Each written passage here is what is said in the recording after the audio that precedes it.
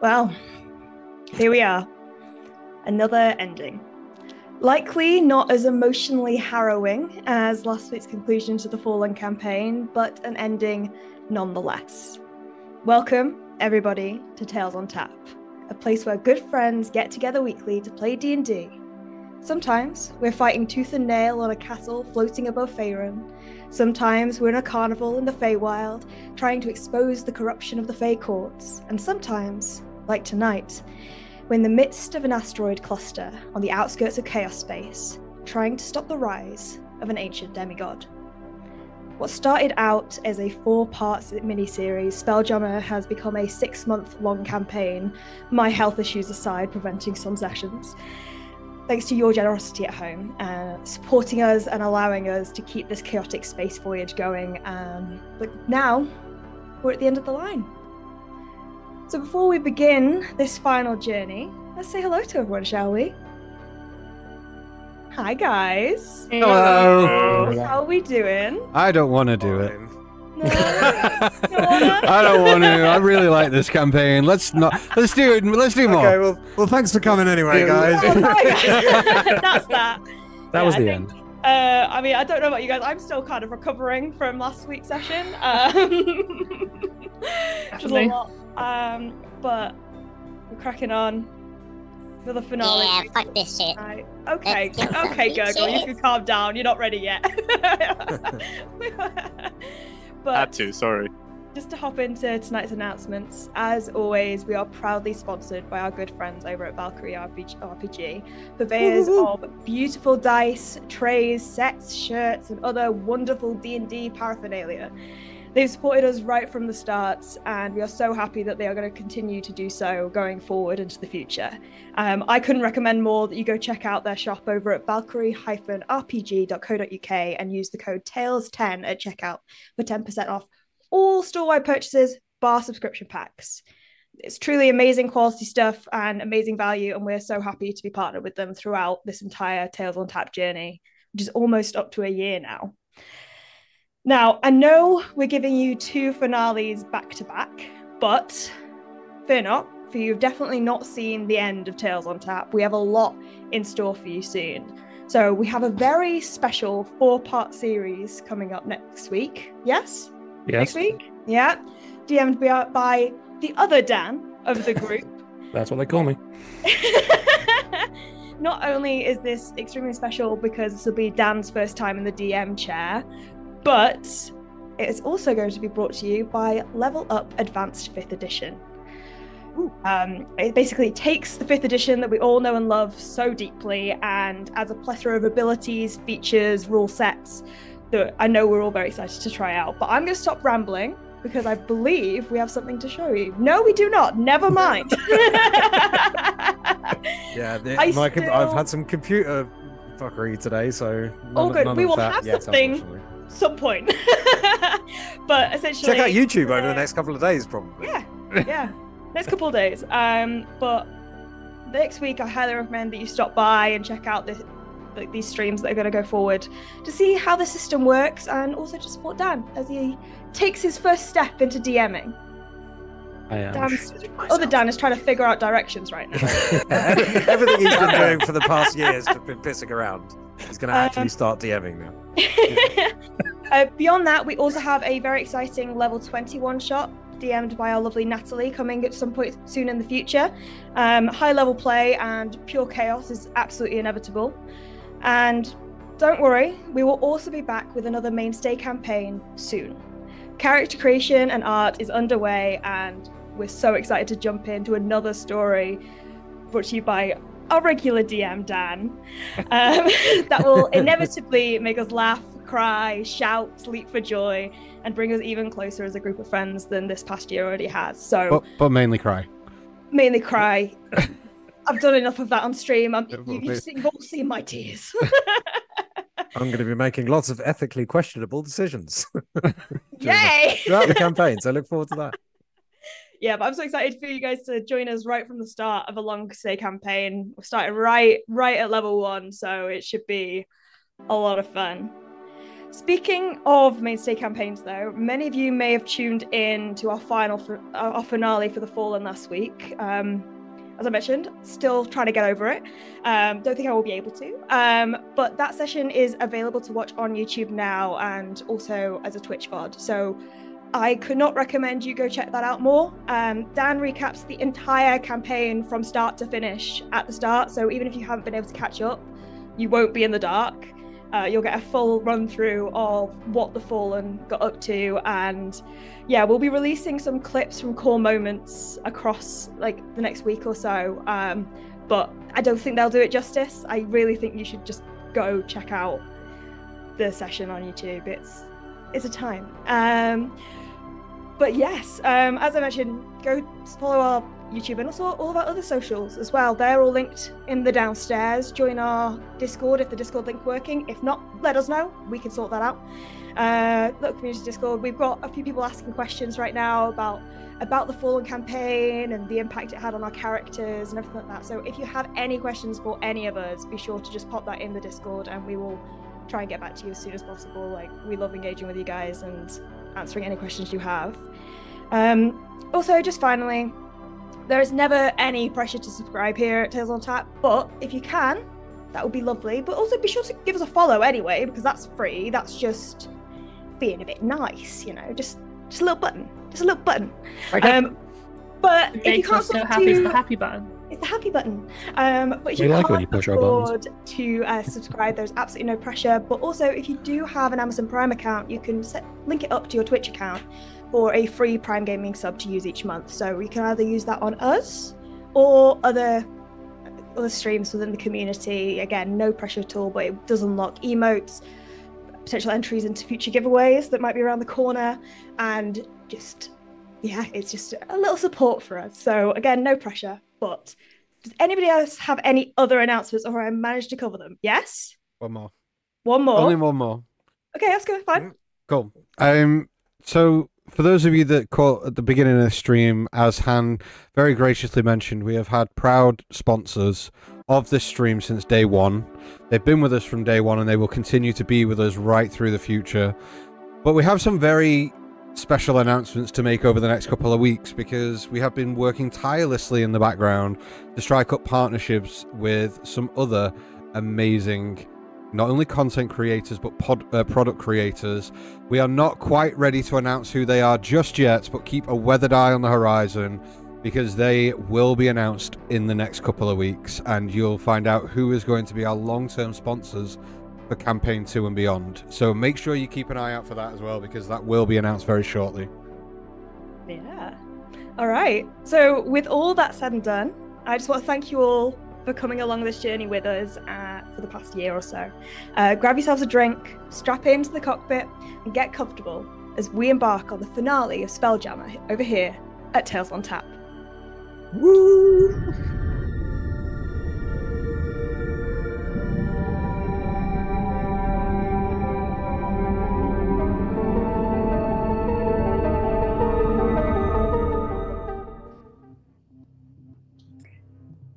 Okay, so here's the bit where I attempt to summarize this chaotic space voyage.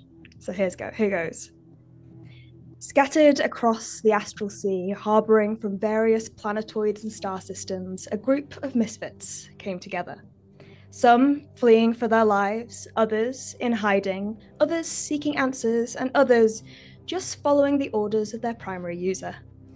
But regardless of what brought them to the SpellJammer Academy, Giovanni Kruger, a reluctant Asimar with a penchant for chronomancy, Heska, a simple-minded Gif with a gun looking for his home, Rory, a high-tech yet ancient automaton with instructions to protect at all costs, Gurgle, a chaotic, secretive plasmoid hidden amidst a big suit of handcrafted armor, and Bella, an astral elf assassin harboring originally from Doomspace, all united through simulated combat, seeing the captain of this hallucinatory ship fall to the ground, body sundered by a cyborg creature not too dissimilar from their companion Rory. Upon being thrust from the simulation, their memories returned to them of arriving at the academy, and of this being an introductory mission to see how well they fared in combat. Turns out, they performed better than expected, and pressure to act building from the strange energy fluctuations read on Toril, Sayeth Abagine, the head of research at the SpellJammer Nexus, escalated their initiation and sent them on their first mission, to gather information about what was happening on Toril through a contact at the Solar Symposium on the Rock of Brawl. But first, they would need a ship. Slim pickings would be a generous term for the choices of ships available to them, for there was only one free currently docked at the Skyport, a slow-moving astral galleon that would soon be dubbed the Baking Tray, captained by the one, the only, Flapjack. A sweet, haphazard flump with a large pirate's hat atop his head, eager to prove himself as the finest captain in all the Astral Sea. The crew headed to Brawl for information, but not without issue. Astral pirates en route and nautiloid ships surrounding the outskirts of Brawl's orbit caused for some hiccups on the way, but with quick thinking, the crew managed to fight and deceive their way to landing on the asteroid itself. Gurgle, a former resident of the rock, guided them to the Laughing Beholder, where they met Luigi and Crux, a gift from Scar's former home planet. They stayed the night hearing tales of the oppressing Galactic Empire forces that had recently occupied the streets of the once lively and fun-loving community, promising to hear out the rebellion forces the next evening. The next morning, they made their way, undetected, to the Solar Symposium, Crux creating a distraction to allow them to bypass enemy forces that had come to investigate the so-called Galactic Empire unit that had recently declared itself upon entry. Archivist Davino, their contact, was in a meeting with a figure from Geo's past, however, when they went to meet with him. Bellamy showed the part of their hand and revealed that the Kalashakra were aware of what was going on, to some extent. It was revealed that not only were these fluctuations in energy happening on Toril, but also other areas of wild space. Having more questions than answers, but a desire to understand more and check in on loved ones on Toril, the crew decided to head to Waterdeep the next day. But upon returning to the Laughing Beholder and the meeting of the rebellion forces, the Galactic Empire presence had tracked them down and pressed in on the Jovial Inn. Protecting the innocent civilians, the crew quickly disposed of the intrusion with the help of Apollo, a shape-shifting cleric blessed by Paladine. Captain Flapjack, flustered and singed, arrived with news that the baking tray was being burnt down, and they needed to find another way off the asteroid, and fast. Scar, however, felt his mission was not over on Brawl, and stayed behind to help find Crux, who had not yet returned after forming the distraction. Hastened goodbyes, the need to escape quickly, and the hope of a potential new ally saw the crew on board a ship sent out by Sayeth, captained by a brash flump named Brownie, and headed to Waterdeep. Investigating the dilapidated city, they found 2 survivors rummaging through the decaying wreckage. All natural life had been drawn out of the structures of the once great city. Caleb and Darius revealed that they were staying in a bunker harboring refugees, led by an old gnomish barbarian called Knives, and Aqua, Bella's love from her time previously on Toril. And we can't forget about the small orphan goblin boy with massive punk boots and a shock of purple hair who also stayed under Knives' care and formed a very quick friendship with Apollo. Together, the crew and their new Torillian allies went to investigate the epicenter of the decay.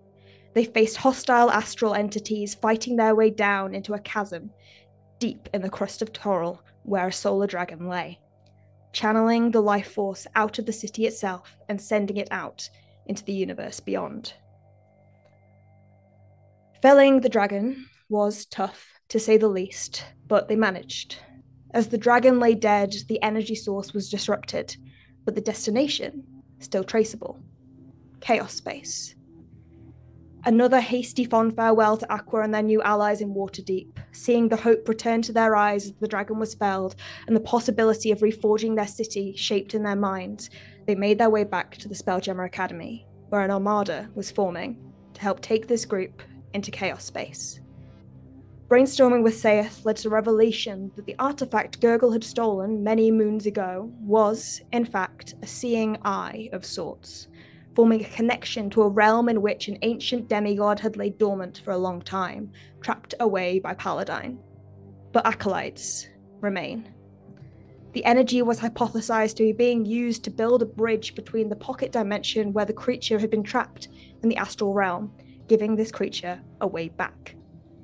In an instant, it was all hands on deck, and the crew were being escorted to Talus's Ruiner, a warp-capable stealth unit, to help them get to the location undetected. A fleet left the SpellJammer Academy, warping to chaos space, and was met with a line of defense of Nautiloid ships and Galactic Empire vessels. Reinforcements called in by Saith and our friends arrived promptly, and battle ensued. But that was not the focus of the newly promoted Admiral Flapjack and his crew. They continued to the asteroid where the device channeling the energy lay, angled up to a floating, fragmented skull looming in the skies overhead.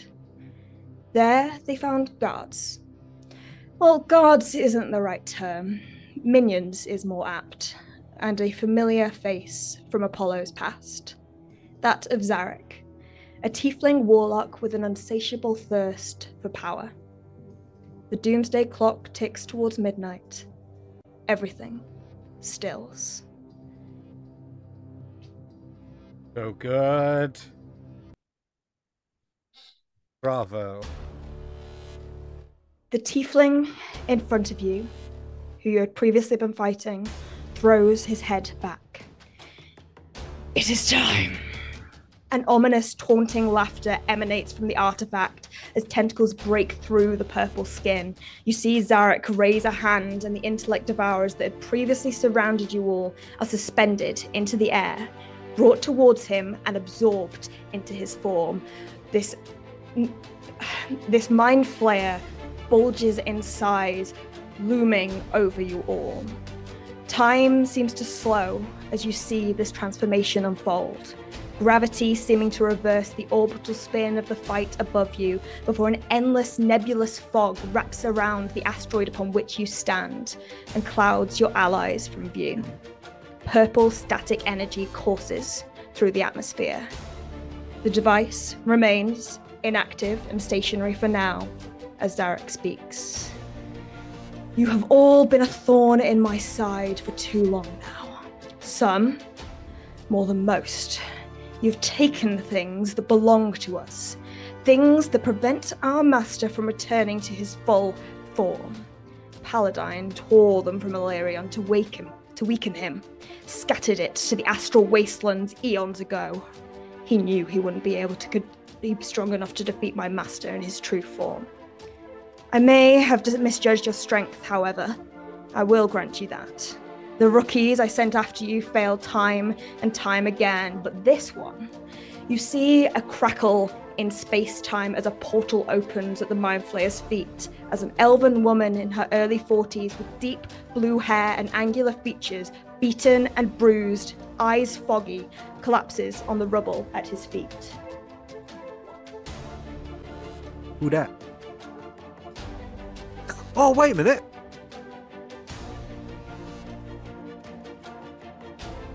This one wouldn't tell me where you kept it. No matter how much I pressed. And you see a menacing grin curling onto his face. But no matter, you're here now. Give me the soul piece and the seeing eye, and we can put a stop to this without further bloodshed.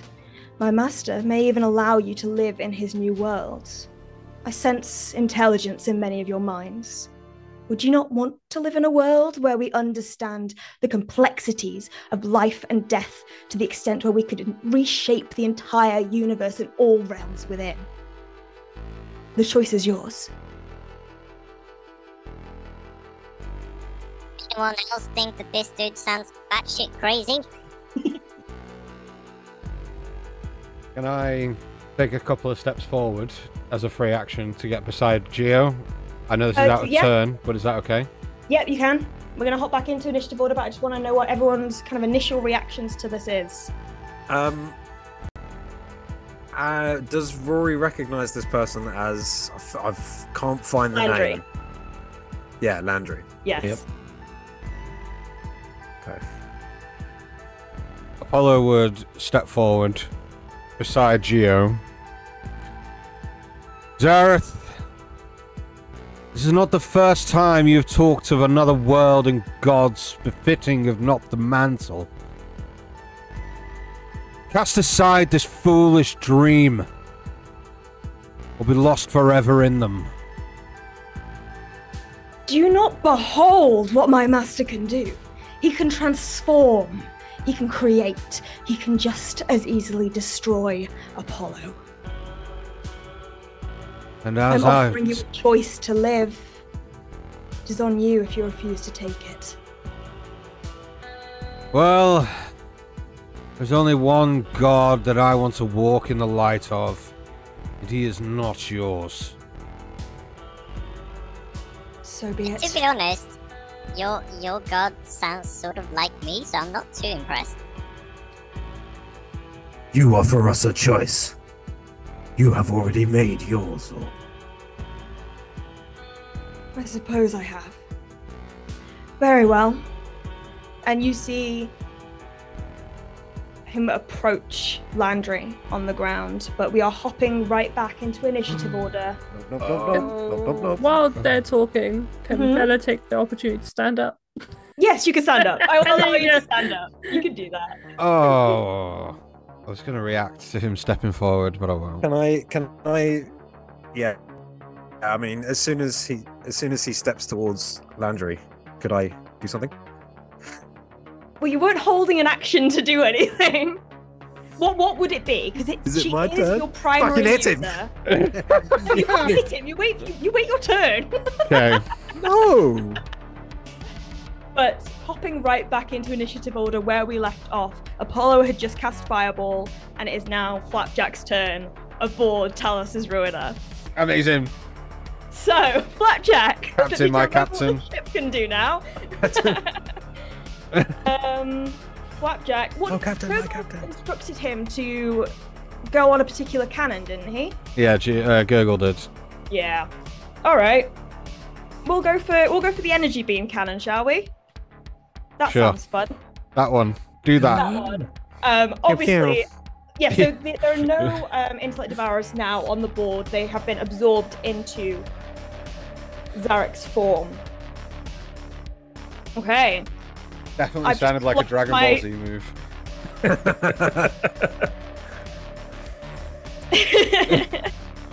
Right. Okay. So Flapjack. Nope. That's a good start. That was a 3. Can I give him my inspiration? No. Okay.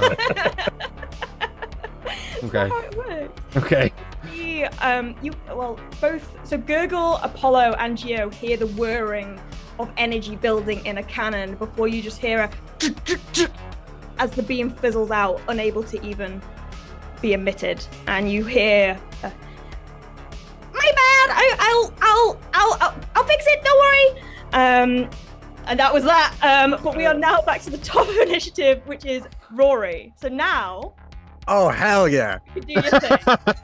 Fuck him up, fuck him up, fuck him up. Okay. Well, there's one thing I need to do first, and that's check what effect I get off my chronolometer. So D6, 1 to 3, a slow down. Oh, it's a 3. So I'm basically hasted for this turn. Okay. So Rory is going to just sprint forwards towards the Illithid, Zarek, or whatever it is, Zarek. Is Yep. it Zarek, right? Yep, Zarek. And as he does, you see he kind of flashes and sort of almost like translocates a couple of times, almost like he's splitting into multiple forms of himself. And you see both of these forms of himself start just stabbing wildly into the back of this thing. But the first attack is going to be, I'm going to use a superiority dice to make him. Is Landry like up? No, so Landry is currently, so these steps go down, so she's slightly below. Yeah, I know. I don't need to get to her, but is she Okay. is she is she conscious? Is she able to move? She seems conscious from like she's kneeling. Okay. And you just see the back of her head right now. Okay, that's fine. So the first, I'm going to do it anyway. So the first one's going to be a maneuvering attack. Okay. So where did all my d20s go? I put them beside me for some reason. So that's a 12 plus 6. So a 18 to hit. 18, hang on. 18 will hit. Okay. 8. 2d8, so 2 plus 3 plus shit damage. So 5 points of normal damage, 2 points of radiant damage on the first attack. Oh wait, plus superiority die, so another 2. Another 2. Oh man, this d8 is. And Rory shouts over to Landry, "Take evasive action now." And she can move half of her speed without provoking any opportunity attacks. Okay, so Landry, you see, is on the floor and cannot get up, but hears you, and those in front who can see Landry's eyes see them look almost hollow, but a spark returns at Rory's command, and she begins to move down the stairs. She can't move her full. No, it's half her movement anyway. Yeah, so 15, and then so I'm gonna say she's able to get down the steps, but that's fine. It takes a while. She's out of reach, but she's slowly kind of crawling down the steps as much as she can. Now I'll do my other 4 attacks. Okay. Oh no, wait, my other 3 attacks. So that's a 17 to hit on the second attack. Yep, we'll hit. That one's an 18 on the dice, so that's going to hit as well. And then the final one, shall I do something fun as well? Final one? Do the fun things. Always do the fun things. Yeah, fuck it. We know we can't really do anything else, really. We've got to do all the fun stuff, haven't we? Yeah, goading attack on this one as well. Goading attack, all right. I mean, it's a wisdom save. It will probably make it. And it is a 16 to hit. 16 will just hit. Okay, cool. Wisdom save is a 19. 19 passes, so it doesn't get the effects of that. Now I need to roll lots of damage. So first strike is 2 plus 7 plus 3, I think. Yeah, 2 plus 7 plus 3. 12 on the first one. 6 plus 2 plus 3. 11 on the second one. 11. Yep. 8 plus 4. 12 plus 3. 15 on the final one. 15, nice. Action surge. 2 more my attacks. God. Go. Is action surge a bonus action? It's not. No, is it's it? free. You just do it. Free. Cool. That's a 3 on the dice, so it's a 9 to hit. Does not hit. No. Does not hit. The second one is a 17 on the dice, so Hits. 23 to hit. Yeah, hits. 3 plus 3, 6 plus 3, 9 points of damage on the final one. With action surge, you get your extra attack as well, right? Yeah, I missed the first attack. I got 3. You missed. Sorry. Yeah. And to complete my turn, I will second wind. Fuck yeah, Nice. I love that. Yeah. Nice. Good turn. Myself Loads of back action to economy. Hot damn. healings. That's a fucking fighter turn. That is. Yeah. That was 8 plus 7 that I get back on the heels. Yep, so 15. 15. All right. Next up, I'm done. Nice. Zarek. And I'm also over here now, aren't I? So. Oh, Zarek's got disadvantage, by the way. Yep, I know.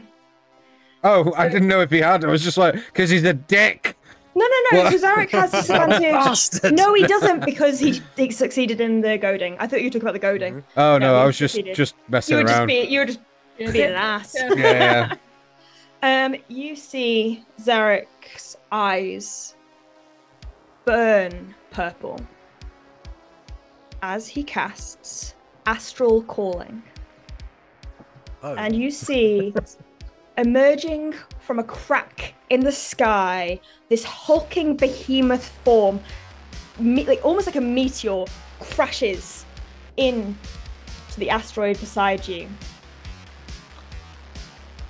Oh, it's Leonardo.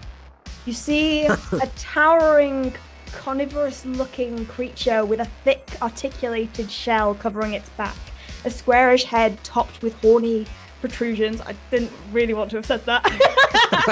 And thick arms ending in large hands and opposable thumbs. I can't speak. Wielding a massive club. Holy shit. Lands. The asteroid you are on shakes with the impact, almost splitting. You see cracks begin to emerge beneath your feet. But that is going to be Zarek's action. Shoot him in the horny protrusions. Jesus. I hate you. I hate you. Yeah. Okay, so as a bonus action, Rory, I need you to make me an athletics check, please. An athletics check? Yeah, sure. Yeah. Is it athletics or acrobatics? Or No, just it's purely athletics. Oh no. Oh no. Okay, I'm going to use my inspiration. Okay. Because that was a 1. Okay. Okay. And that was a 3. So that would be a 5.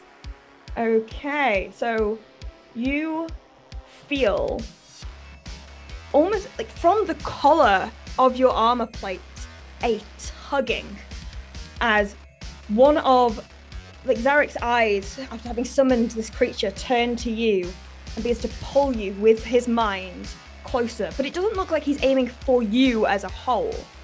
He's aiming for something within you.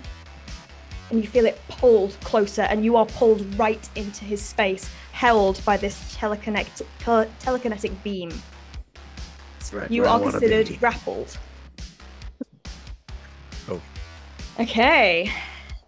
Next up, we have initiative count 20. So, I would like someone to roll me a d6. Okay. Who rolled last time? I don't know. Somebody roll it. I'm rolling that shit, so I'm not doing it. 5. 5. Okay.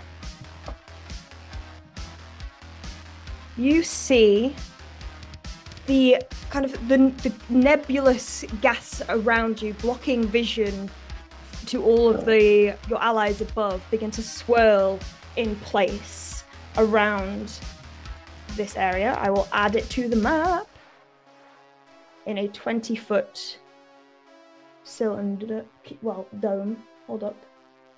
I hate this, but it fits-ish. I need Apollo, Geo, and this creature to roll wisdom saves for me. As these noxious, nebulous fumes cloud your senses. It's 24 for me. You are fine. 18. You are also fine. And the creature? Not fine. Not fine. Yes! Oh, sorry. God damn it. Yay! Okay, you see this creature having just landed down, almost like like creating like a crater beneath it, kind of looks up and just looks around and just seems extremely confused. Oh, nice. All right, Bella. I would be up. too if I just landed on a. Yeah. It's like, what the fuck am I? It's understandable. I better seeing this giant Fuck am armadillo-looking thing. Armadillo. She's like, well, to complete that game, and she's going to cast Polymorph on herself again. Again? Hell yeah. Into an armadillo. No, it's going to be the same. It's going to be T-Rex. You could have told me that, and I could have got you an actual T-Rex token. I thought the T-Rex was done. Again. That's fine. Never. The T-Rex You is gave never. her Jurassic a Park 2. wand of polymorph. Yep. What did you think she was just gonna use it once? Got 7 charges, bitch. Right. Did you just call me a bitch? No, I didn't. I love you. I love you, honey. I love you. Oh, Bella's Right, okay, I see how it is. The gloves are off. Okay, you use your action to cast Polymorph once again on yourself. And I'm going to charge forward to it Okay. And as a bonus action, can I like try and shove it off the asteroid? So I'm running at it. This is not Baldur's Gate. No. Bullshit. Right. Okay. So I'm going to charge it, but then obviously I've got no more actions, so I'm just going to stop. Okay. Yeah. I know that shoving is a bonus action in Baldur's Gate. No. Not Is when it? we're playing with asteroids. Yeah, it is. It is. Jesus. Yeah, not when we're playing with asteroids here, okay? Okay. Is that your turn, Bella? That is me. All right, next up we have Geo. You can see through this fog. It's just kind of, it's like a load of, it's just the see-through nebula of various colors, pinks, purples, blues, causing apparently this armadillo-looking creature, as we're calling it, to look extremely confused, but you manage to fight off the influence as your mind begins to fog, but you're so keen-witted that your keen mind shakes off the effect. It's weird. It's almost like a feat I have. It is. So the second Landry came out of that small dimensional rift, Geo's mind sort of quietened down everything around him, and he was very much, right, the machine has stopped, she is there, he has got that, I need to. Okay, something, just calm yourself, it's fine, you can get some, you can save everyone. Relax. Can I see over the armadillo? It is huge. Is its horny protrusions in the way? As the horny protrusions are in the way, you probably see through its legs. Hey. You could probably, through that you've kind of got a direct line to Landry, so you could probably see Landry from there. Yeah, that's fine. I swear to God, guys, I'm trying to have a serious big fight. Wrong Hey, it's group. pretty serious. Horny Wrong group. protrusions. I mean, Shouldn't have said anything. it's fine. The big thing in front of you. That easy. It's that easy. Big horny protruding thing in front of me is kind of in the way. That's fine. I'm used to it. Cool. So instantly sort of thinking vortex warp Landry from there to literally behind me. Literally just behind you? Yeah, Okay. so he just snatches her straight from there and vroom, right behind, and he's going to turn to try and catch her if she's up or about to fall, or just sort of soften the blow, because he can see she is not. Yeah, so Right. as you cast Vortex Warp and the kind of spectrum, the timepiece opens up and almost like a clock opens, she falls through into the clock and It's a better appears. vortex weapon I've ever next to you. described. Appears next to you on the ground, breathing heavily. So that's action. Can I do that as a bonus action? Let's have a look. Sorry, it's been a while. Been a while. Where is it? Love the combat playlist of this campaign. Right, it's so good. Yeah. Oh, no, I think it's an action. That's fine. Okay. So yes, I've used my action. I know it's not a bonus action thing, but looking at them as I'm sort of holding them in place, just like, it's okay, you're with me now, it's fine, I'm glad you are here. Just looking at them, what am I getting from... Because you know them so well, I am going to allow you a bonus action, insight, or medicine check, your choice. Ooh, which one is better? That would be insight. Ooh, nice. That's a 23. Okay. With that, you look at her, you kind of gently reach down to kind of bring her chin so you can see into her eyes, and you see, despite the physical damage that's been done, you can also tell that significant psychological damage has also been done. This is a person who is, as you know, a resilient fucker, and you can tell that she must have withstood a lot of pain. Her eyes seem glazed over and hollow, but there is still a spark within them that recognizes you, but no words come from her mouth. She just stares at you, a sense of pleading, but also a strange distance in the eye contact you share. Sort of With a slight quiver, just free action, he's just going to look to Apollo, or not look to him so much, and just, if that is a friend of yours, if you are my husband now, fuck him up for me as a present, would you? Oh yeah. Got that. Can I respond? that. Yeah. Well, you've moved on rather quick, but fine. Time. Oh god. Who are they? What do they mean to you? Who is this bitch? If anything, he's my bit on the side. That is my turn.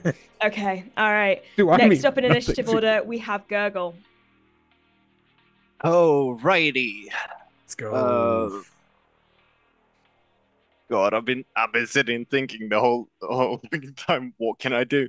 I'm too far away from anything. So, first thing I would like to do. Magic disruption.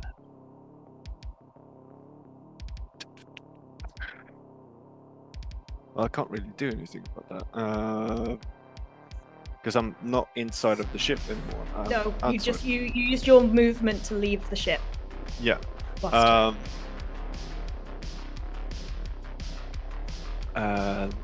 Let's see. First, I'm gonna move. So. Okay. Gogo's gonna move up to here. Are you in the fog? I have no clue. Yes. Yes. Am I? Yeah, I I need to can't make me a see any wisdom fog. saving throw. It's just the circle. Can't see a I second. don't Circle's see on any the map. circle. What? Yeah, I can't see a circle. It's on your layer, I think. Oh, I'm GM layer. gone. There we go. Oh, right. Okay. You can change your movement cool. if you want. I did not realize that wasn't there. It's still there. Well, no, I don't mind. I don't mind. Okay. Wisdom save. Wisdom save. I don't mind. My save for wisdom is quite good, I think. Oh, it's a +2. Cool. Dirty 20. Yep, you're fine. You managed to resist. Amazing. While kind of But- getting through the cracks in your armor, but not to your plasmoid core. Yeah. Gooey stuff. Hey, no fumes gonna hit me. There's no hotboxing going on inside that suit. I can hotbox all day. Trust me, there's enough in there. Can I was about to say something, but I'm not going to say it now. Can I see through, if I look through the armadillo's chunky ass legs, can I see the mind flayer on the other side? Not from that angle, no, Okay. because Would you also have a massive T-Rex in the way now. I need to move? Where would I need to move approximately? You would need to move kind of Through the corridor. there-ish, because there's a slight corner over here that you wouldn't be able to see round from there. Right. Well, in that Yeah. case, wait. So I moved from here to. So how many feet of movement do I have? You could just get there. It'd be 25 I could just to get there. Okay, cool. 25 feet to get there. Let's do that then. Okay. And from there, Gogol's just gonna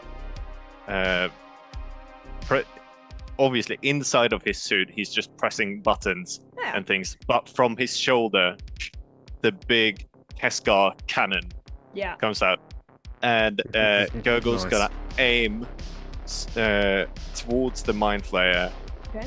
through this armadillo's legs, just enough so he hits the in between his legs, so to speak, and hits the mind flayer as well. So you're trying to do both. Yeah, I'm gonna do both. Okay. And so I'm gonna expend my charge of my armor cannon to do a oh, what is more painful? Let's see. Nothing's more painful than a cock shot. Yeah, Body protrusion. exactly.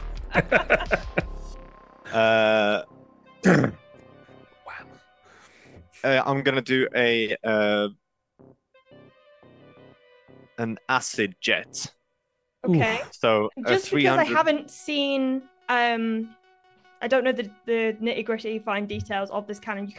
You can affect 2 targets.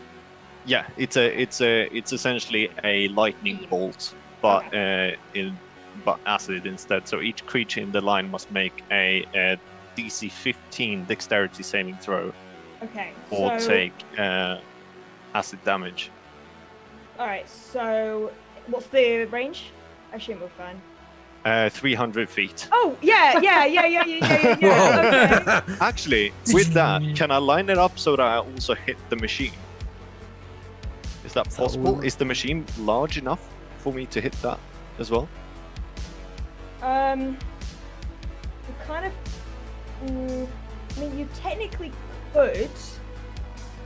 It is encased in kind of that, because I said it was that radiant kind of glowing orb encased in this dark kind of black steel kind of. Even more perfect, the fact that I'm using an acid Okay, acid jet. Then. Okay, so that's going to be an auto fail because that cannot make a dex save. Right, cool. Okay.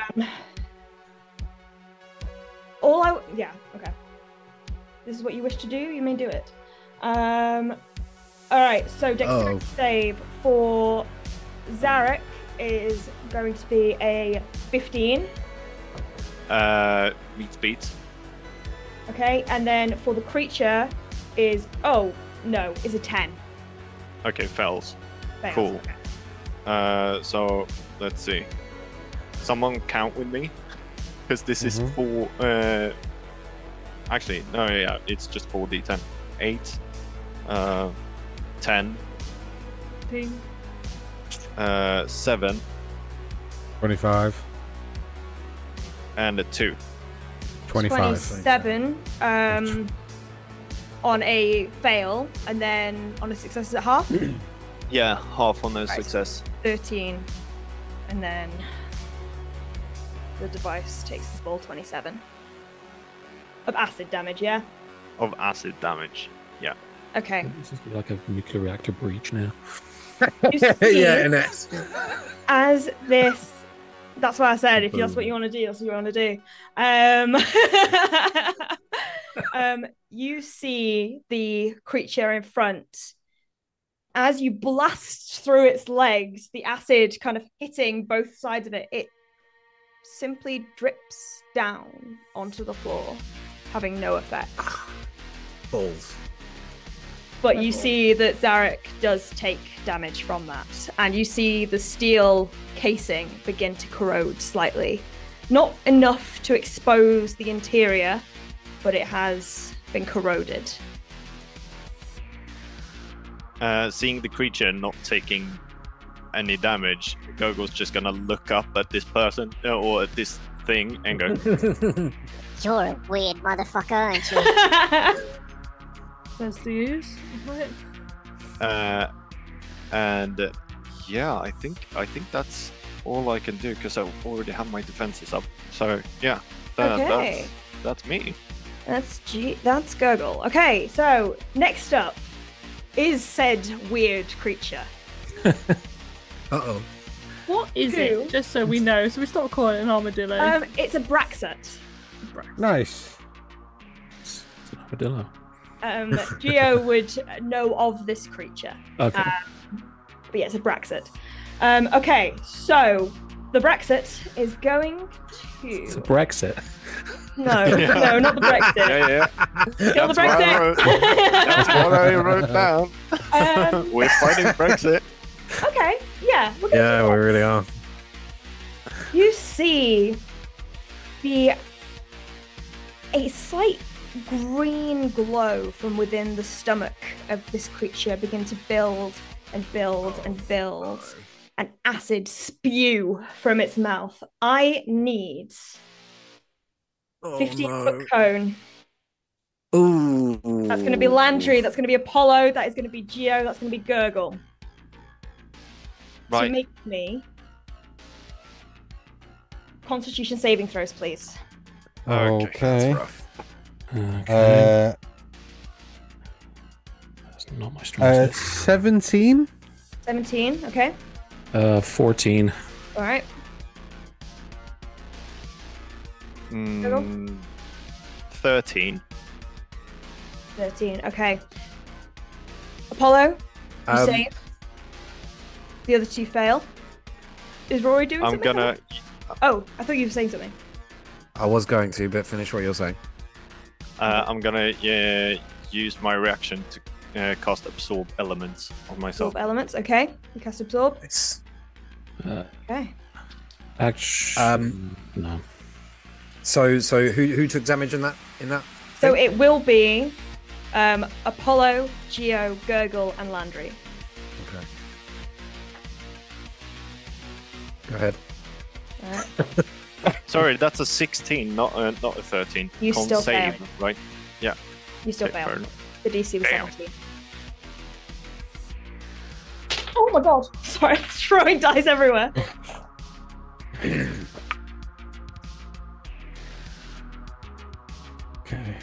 Okay. 32 points of acid damage to those who failed. Landry succeeded. Half, so 16. Yep. 16 for me as well then. No. Oh, you failed. You failed. Absorb Elements. Oh, absorb Oh, elements. yeah. Resistant. Can I don't think I've used my reaction this turn, have I? No. No. So as a reaction, I would like to use Fate Swap, Okay. which is a feature of the chronolometer. Yeah. As a reaction, when a creature you see within 30 feet of you... Oh, fuck! Bollocks, You're not bollocks! 30 feet. Wait, am I not? No. No, I'm going to be wrong. No, you're on the other side. Never mind. Okay. Yeah, so you see Landry unable to really even move out of the way as this acid breath kind of encapsulates her, but she managed to squint away. She's made of hardier stuff and resists. Gio would probably most of the throw damage. his coat. He'd sort of throw his coat towards and try and Block waft. some of it from spraying Yeah. over. Yeah, absolutely. Okay. Then this creature needs to roll. And just starts walking.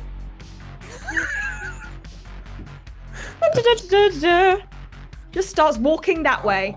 It seems as though it wants to charge, but all it's doing is it's compelled to just keep moving.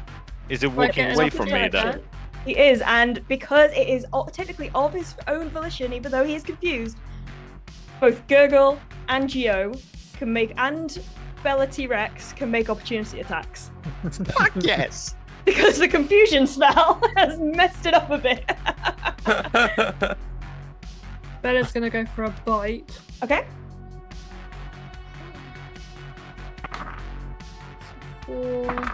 Oh fuck no, sorry. I was rolling damage, I didn't roll the hit. Yeah.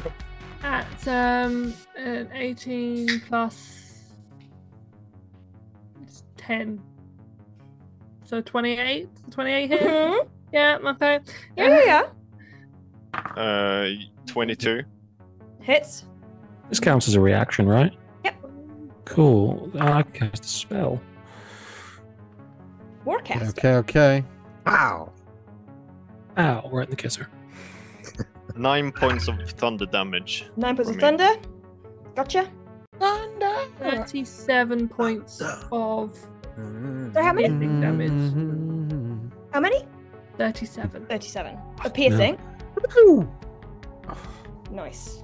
I rolled a 20 to hit. Any will hit. Cool. It's just a fireball. It also needs to make it just says a check. It needs to make a check, or it might be grappled. DC I assume contested strength. Yeah, it just says make a DC 17 check, so I 26. presume it's strength. Yeah. Can you do that? Fireball, how many? Sorry, 12 fire damage. 12 fire damage. Nice. Forgot the thing it could do, but oh well. It's confused. It doesn't remember. It's totally not me forgetting.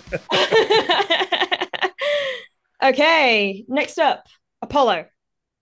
Alrighty, Roo. Apollo is going to use his extended walking distance of 40 feet because I shifted last session. I'm going to go 5, 10, 15, 20, 25, 30, 35, 40 to here. Okay. And as I'm walking and running past the creature, I'm just going to like jab my staff and like crack it into the ground. And you'll see this like sort of kind of very semi-translucent energy start creeping across the floor towards that big creature, and then suddenly up and round as I cast Wall of Force. Again? Yeah.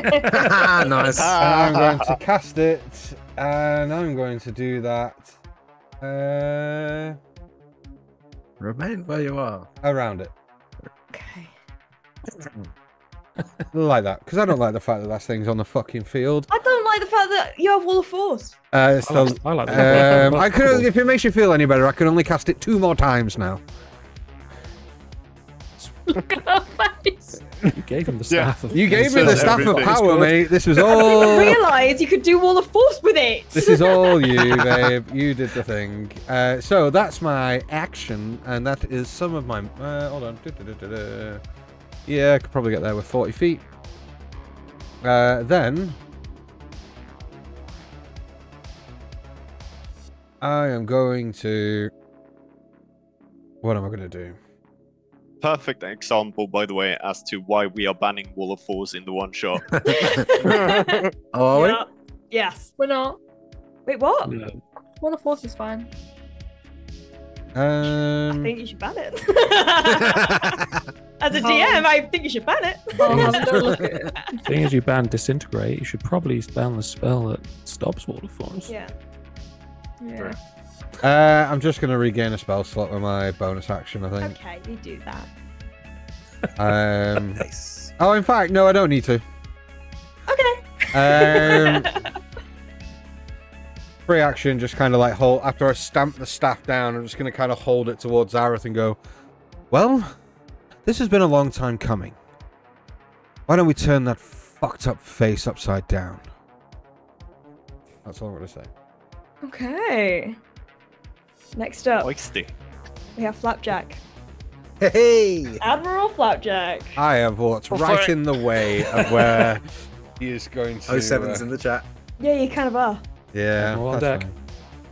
Admiral on deck. Admiral Flapjack, however, you hear kind of scuffling. Okay, and like you hear him say, okay, so that didn't work, so maybe I go for these ones because these are kind of just auto-seeking missiles, so I can't possibly miss, right? And you see from a different area of the ship these seeker missiles and go to collide with Zarek. So I need d4s. There's gonna be a little bit of damage, but I need the fours. just need the d4s. It's just gonna take a little bit of damage, but you know, every little bit helps. That was really shit. That was 2 1s. There we go again.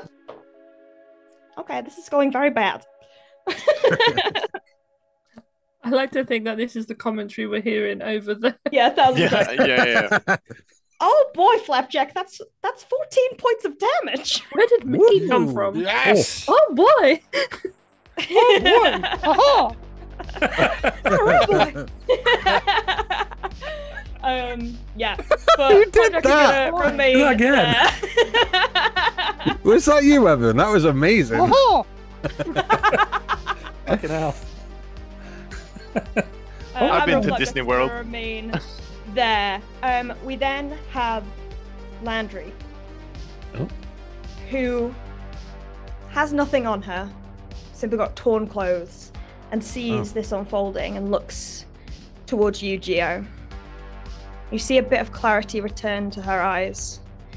She kind of reaches up. Kill that fucker for me, please, darling. I'd greatly appreciate it. Wait. Does Apollo hear this? Because he's going to get really mad. No. It's like Okay, I know. she's fighting I it know, I out. know. And she kind of begins to just kind of like give you a look and just be like, I'm sorry, and move backwards out of the fight as much as possible. We're in a very serious fight, and Gio's just in a love triangle. I mean, you say love triangle, I say menage a trois. It's fine. All right, we're Elven, back is it? to the top with Rory. Oh god. Okay. So this thing's trying to get him a bits, is he? Yeah, you're currently grappled to him. Okay. And I feel that he's trying to mess with something internal. Yeah. Something internal seems to be located around the back of your collar bone. Okay. Collar thing. I don't know. Words. Collar worked. Don't worry, love. I didn't collar him. Okay, so as Rory sort of gets dragged towards him, and feels this sort of tinkering around in behind his head, he just says, Messing with my internal systems may cause a quantum meltdown. It is not recommended. Your internal systems, however, are about to be messed up. Nice. And he's just gonna whoosh, sword arm, and it bursts in with like a crackling blue radiant light. And I'm going to slash this motherfucker up. Go for it. Knife him. I'm going to make it a goading attack, even though I'm pretty sure he's focused on me already, just because I want the extra damage. So, first attack is a 19 to hit. 19 will hit. Okay, so that is... that's not a D8. That's not a D8. There it is. 2 plus 3, 5... plus 8, 13, plus 2, 15 points of damage, and I am going to use. Yeah, that was the goading attack. So I'm going to use a 14 on the Wisdom save. Yeah, that's the DC, so he succeeds. Cool. And I'm going to expend a charge of the thing to absorb the D8 radiant damage that I did back into health. Sounds good. So I give myself 8 health. And then the second attack is...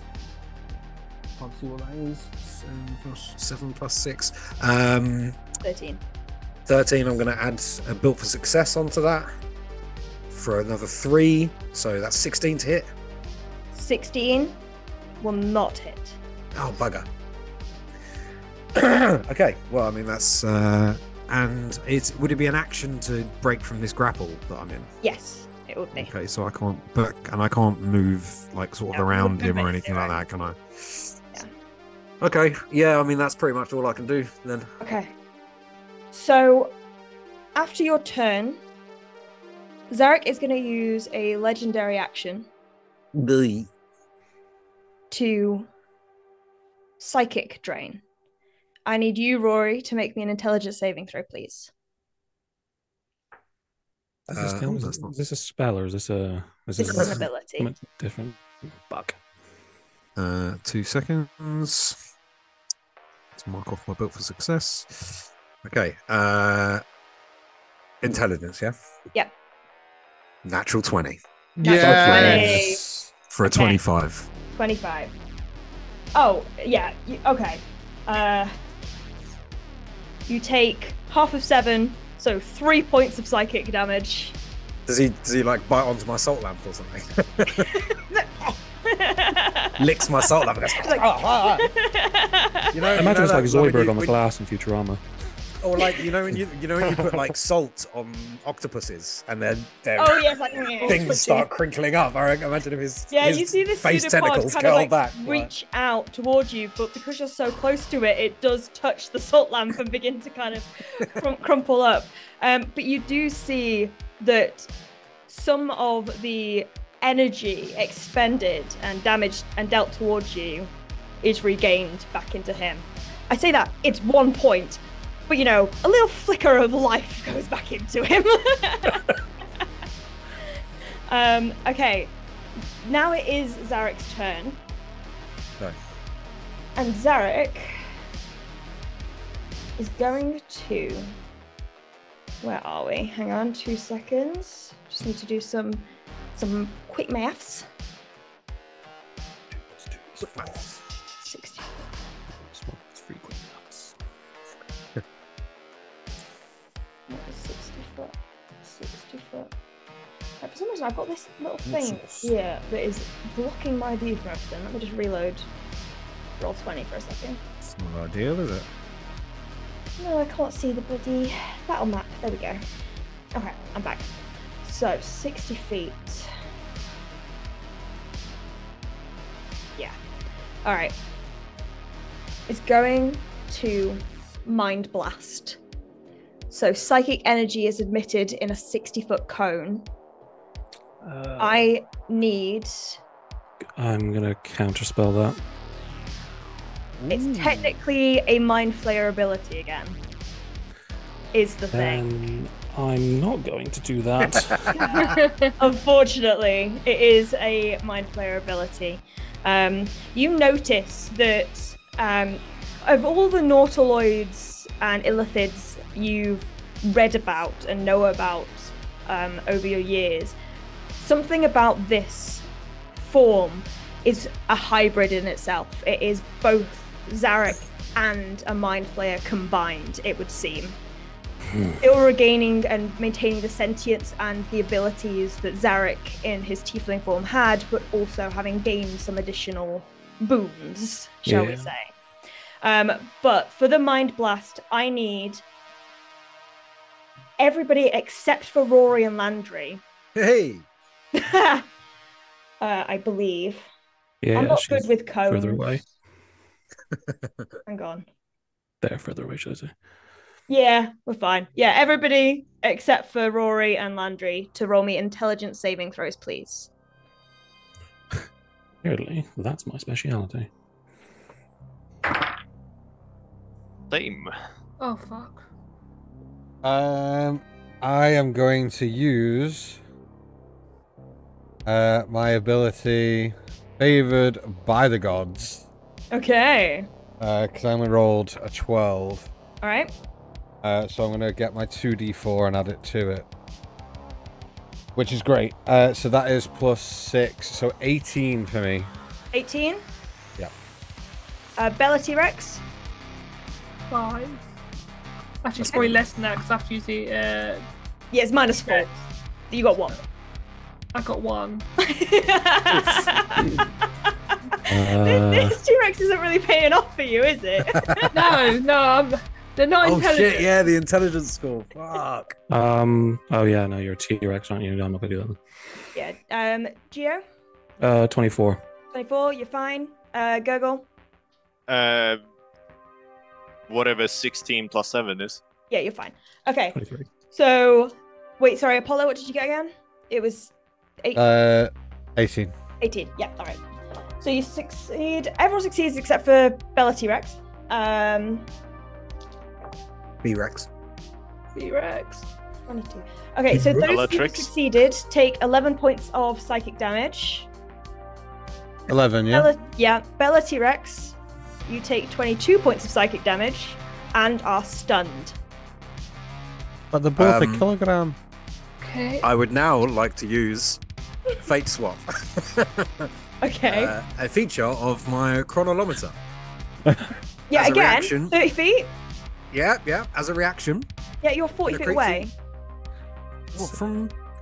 from Bella. No, not from Bella. She's stunned anyway. From Apollo. Apollo. Oh, okay.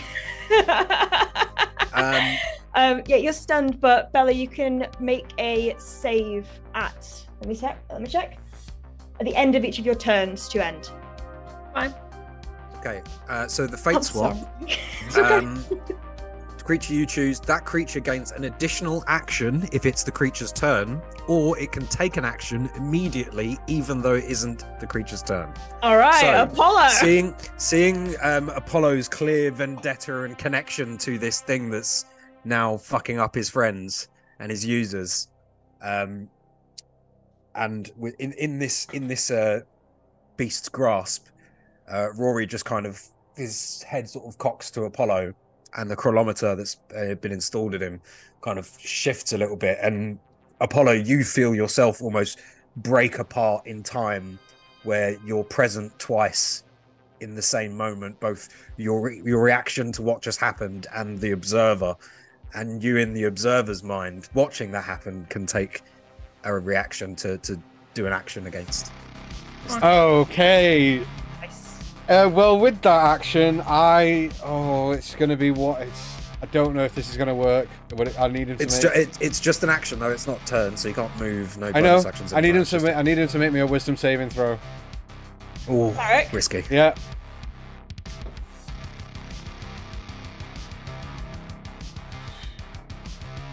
Okay. It's a 14. Ooh. A 14. Yeah. Fails. Legendary resistance. Oh. That was about to be really cool. I felt that, I felt the weight in you. Then you were like, "Yeah, well, that's not working." Oh, we just burned so much. Oh no. What were you gonna do? I'm not telling you. Can you mark off whatever it was? Yeah, I will. Oh, fuck. That's rough. That is rough, bro. That's rough. But we got one of his legendary resistances out, so we're good. We burnt one of his things, so we're okay. We're okay. So worth it, yeah. Gurgle seeing the machine in Rory's chest is just gonna like scream out, Eureka! Eureka!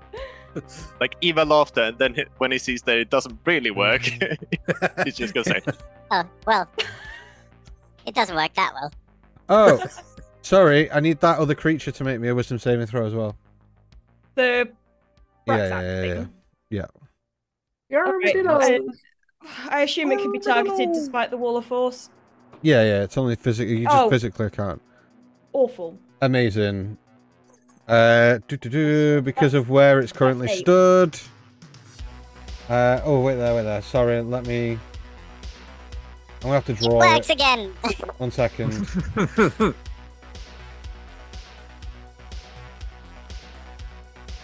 I'm gonna miss Gurgle. Oh no, it doesn't matter. Forget it. Doesn't matter. Don't mind. Forget it. Reverse time. Nothing happened. Yeah. Doesn't matter. Sorry. Right. Move on. The chaos of chaos space is sorry. things happen and then not happen. Okay. That was Zarek's turn. Yes. And then it is initiative count 20, where this nebulous fog disappears and a crack begins to form in the asteroid itself. Uh-oh. And begins to splinter apart. Let me mark on the map. Yep, also. You see the asteroid itself begin to detach itself and fragment and gradually move apart. It is currently still in the process of kind of cracking, so there is still, you can still quite easily get from one side to the other, but it is slowly being pulled apart. Bella T-Rex. Would this be considered a stunning crack? Or? This would be a very stunning crack. So I am stunned. So you're stunned, but you can make me another intelligence saving throw. Let's just use something else. Strength. Strength. You did take damage, so roll me a Strength of mind? Constitution saving throw first to see if you maintain polymorph. That's 22, right? Oh, okay. So you do maintain concentration on polymorph. Right, and then I am doing an intelligence saving throw to try and become unstunned. That is 19 minus 4. 15 is what you needed. Oh, hell yeah, dude. You do see this, so she was like almost frozen. She just kind of shakes it with this very stupid look on her face. This unseen intelligence that you would never have thought to come across a T-Rex's eyes just kind of pierces through. Bella's eyes shining from within. as you shake off the effect. You are no longer stunned, but that is unfortunately your turn. But you're not stunned anymore. Gio, over to you.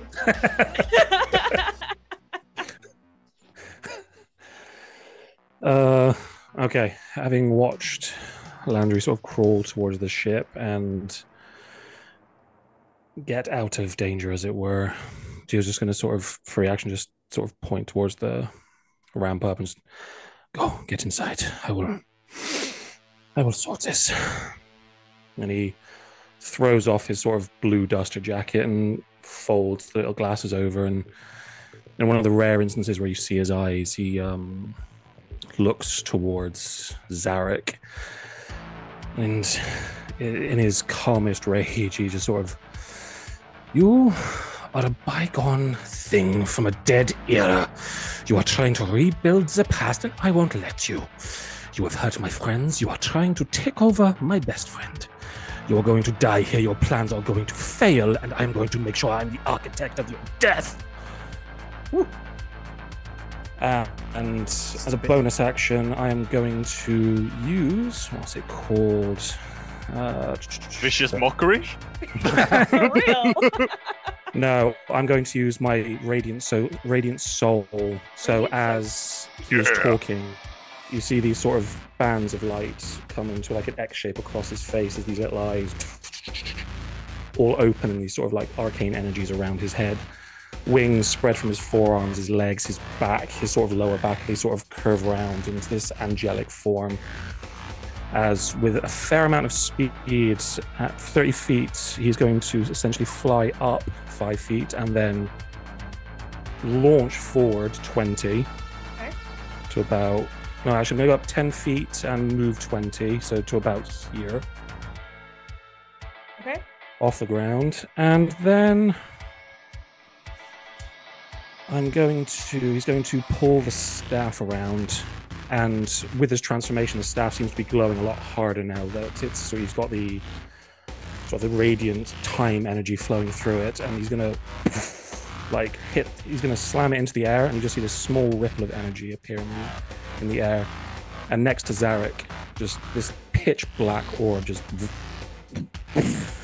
as I'm going to cast Gravity Sinkhole next to him. Okay. Oh shit. And he needs to make me a Constitution saving throw of Do I need to do that? 15. I don't think so. Are you sure? I don't know. It could be everyone, actually. Check the range. Yeah, I feel can like position it Yeah, might hold on. be. I think no, it's because it's a. Oh, that's the way I don't cast angry. It's fine. That's why you don't cast angry. Oh yeah, so it's It'll be 20 foot sphere and tugs out the creatures in there. So on a failed save, the creature takes 5d10. I've pulled in a straight line towards the sphere. So let's say I've cast it here. Sort of in this, I can't do the little. There it is. Cast it there. It's gonna catch him, and I think that's gonna get everyone, isn't it? No. Hold on, let me rule. Where are you? Let me rule. Let me rule. Right, hold on. If I cast it over here.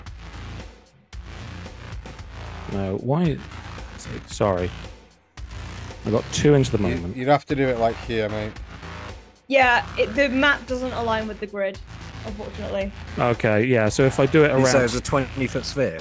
Yeah. So if I do it where that little one was there, that would just catch him. Sort of on the edge of it, and then he would have to roll a con save. Yes. You want a 20-foot sphere?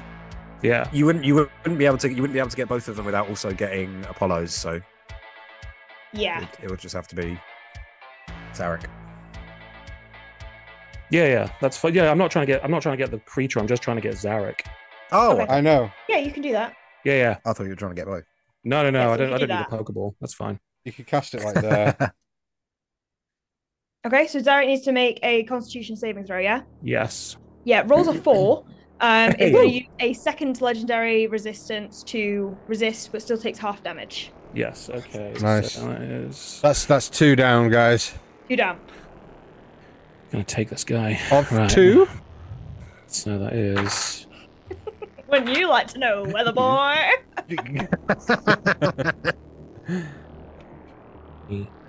25, 27, 30. So 15 points of force damage 15 points of force. Nice. as the black hole starts pulling him in, dragging. You sort of see his form sort of shift a little as the light and energy distort around him. Here's Geo again, pulling people off. At the end of your turn, Zarek is going to use a legendary action to make a little tentacle attack against you, Rory. Oof. Ooh. Kind of having been pulled into this space, but fighting it off, you see him like launch out. The psychic bond, the telekinetic bond between you, you're still held in place where he was as he's moved backwards before he restores himself near you, reaching out with a pseudopod-looking hand and goes to strike you. That is going to be a 22 to hit. Silvery barbs. Nope. Oh, okay. Okay. And 16 to hit. Misses.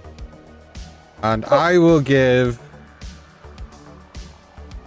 Rory advantage on his next attack. Okay. Thanks, buddy. So Rory has advantage. Only because I don't have the turn order written down, otherwise it would be a little bit more strategic than that. No, that's fine. Okay, so next up we have Gurgle. Right. So Gurgle's gonna run like the wind.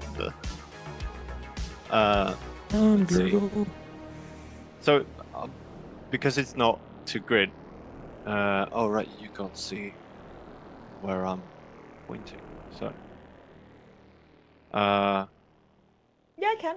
You're pointing towards Apollo, yeah? Yeah, is that 30 Yeah. feet there? That square. 30 feet is next to Apollo. Cool. Gurgle's gonna run there. Okay. And he's gonna, as he runs, he's gonna gingerly step over the crack because he's superstitious. Love that. Gurgle, your mother doesn't have a back. Yeah, I was gonna say. Can You are plasmas goo. break their back? There's a reason why I'm Goob. We did it I too many wasn't times. always goo. Yeah. I wasn't always Goob. That's me.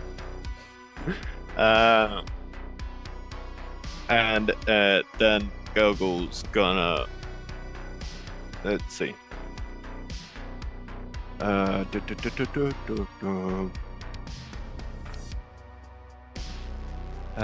Right, so this card, do I have the intellect barrier within my line of sight? Well, that's a of mind his size? player. But yes. Yeah, mind player. That's what I meant. I'm traumatized, okay? Boo, what are you gonna do? Who would like to purr? You take the purr action. The purr action. Yeah, but so it's within line of sight. Yeah, it would be. It's up some stairs, so you'll be able to see it. Amazing. In that case, I'm gonna have so many casters. It's not really worth it. But we're gonna do a magic missile. Magic missile, okay. Gurgle's gonna pull out his arms straight forward, and these small little holes on top of his, where his knuckles would be, are just gonna pop out and fire off magic missile at first level. Okay. Nice. 3 little missiles coming towards this person. Or person. Thing. Squid. Mind flayer. Can count. Illithid. Yeah. That's 3. Plus 4, 7. Plus 5 is 12. 12 points of damage. Nice. That's... Wait. That's 2 points less than what Flapjack did with the ship. Yeah, but it's big boy magic missiles on the ship. And he sucked. Okay. Anything else on your turn? So that's your movement, your action. Any bonus action, I'm gonna pop back my shield up again. Okay. So- Alrighty. Next up is the creature stuck in the bloody wall of force. That's a shame. Moving on. Get shit on. Never antagonize the DM. So what did we say? So it's physical attacks it cannot move through. Nothing can physically pass through it. It is immune to all damage and can't be dispelled by a dispel magic spell. It can only be dispelled by the disintegrate spell. Yeah, that's fine. Okay, so you see this creature. Past the disintegrates. Imagine. Begin to hammer against this invisible wall with its great club, sneering and growling at this cage it's been put in. And Apollo and Gurgle, I need you to make me wisdom saving throws as this sheer aggression instills fear in your hearts.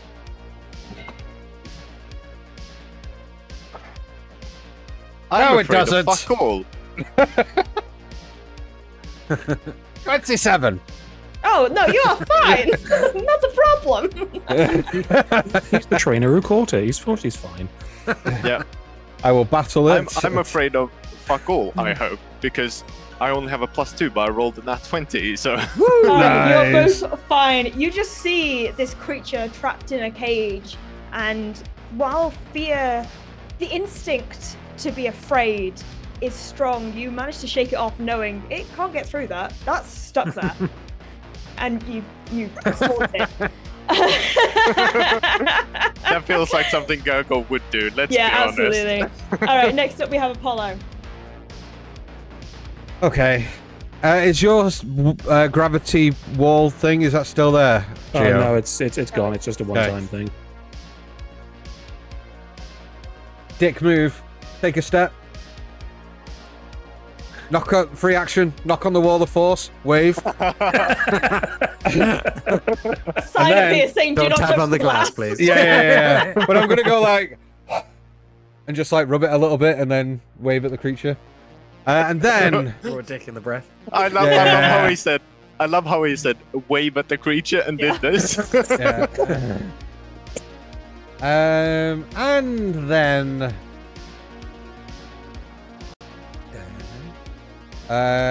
Yeah, let's do it. Let's go and do some fun stuff.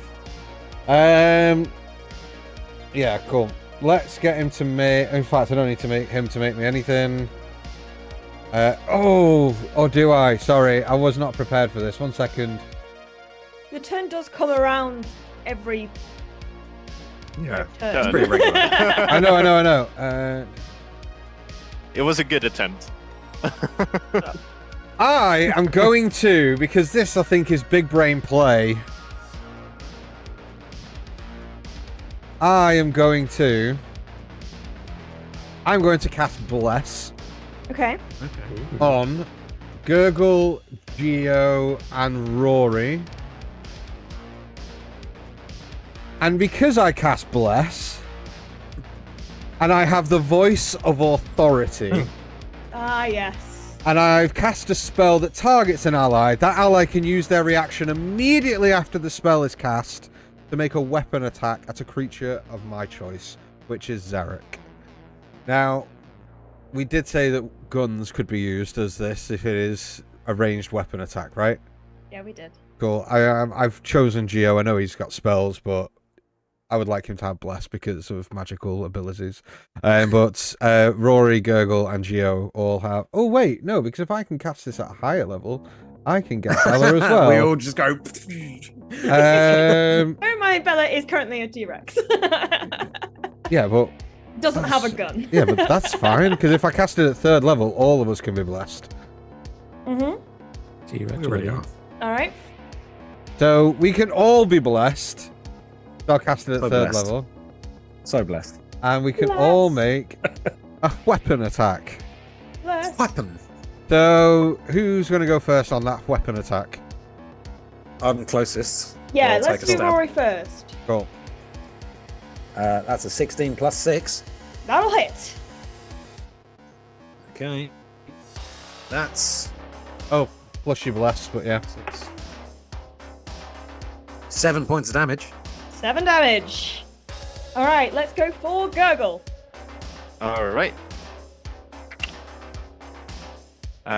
Well, that's not gonna hit. That's a 4. Oh, actually, it might. Give me a sec. 4 plus 5 is not. No, it's not gonna hit.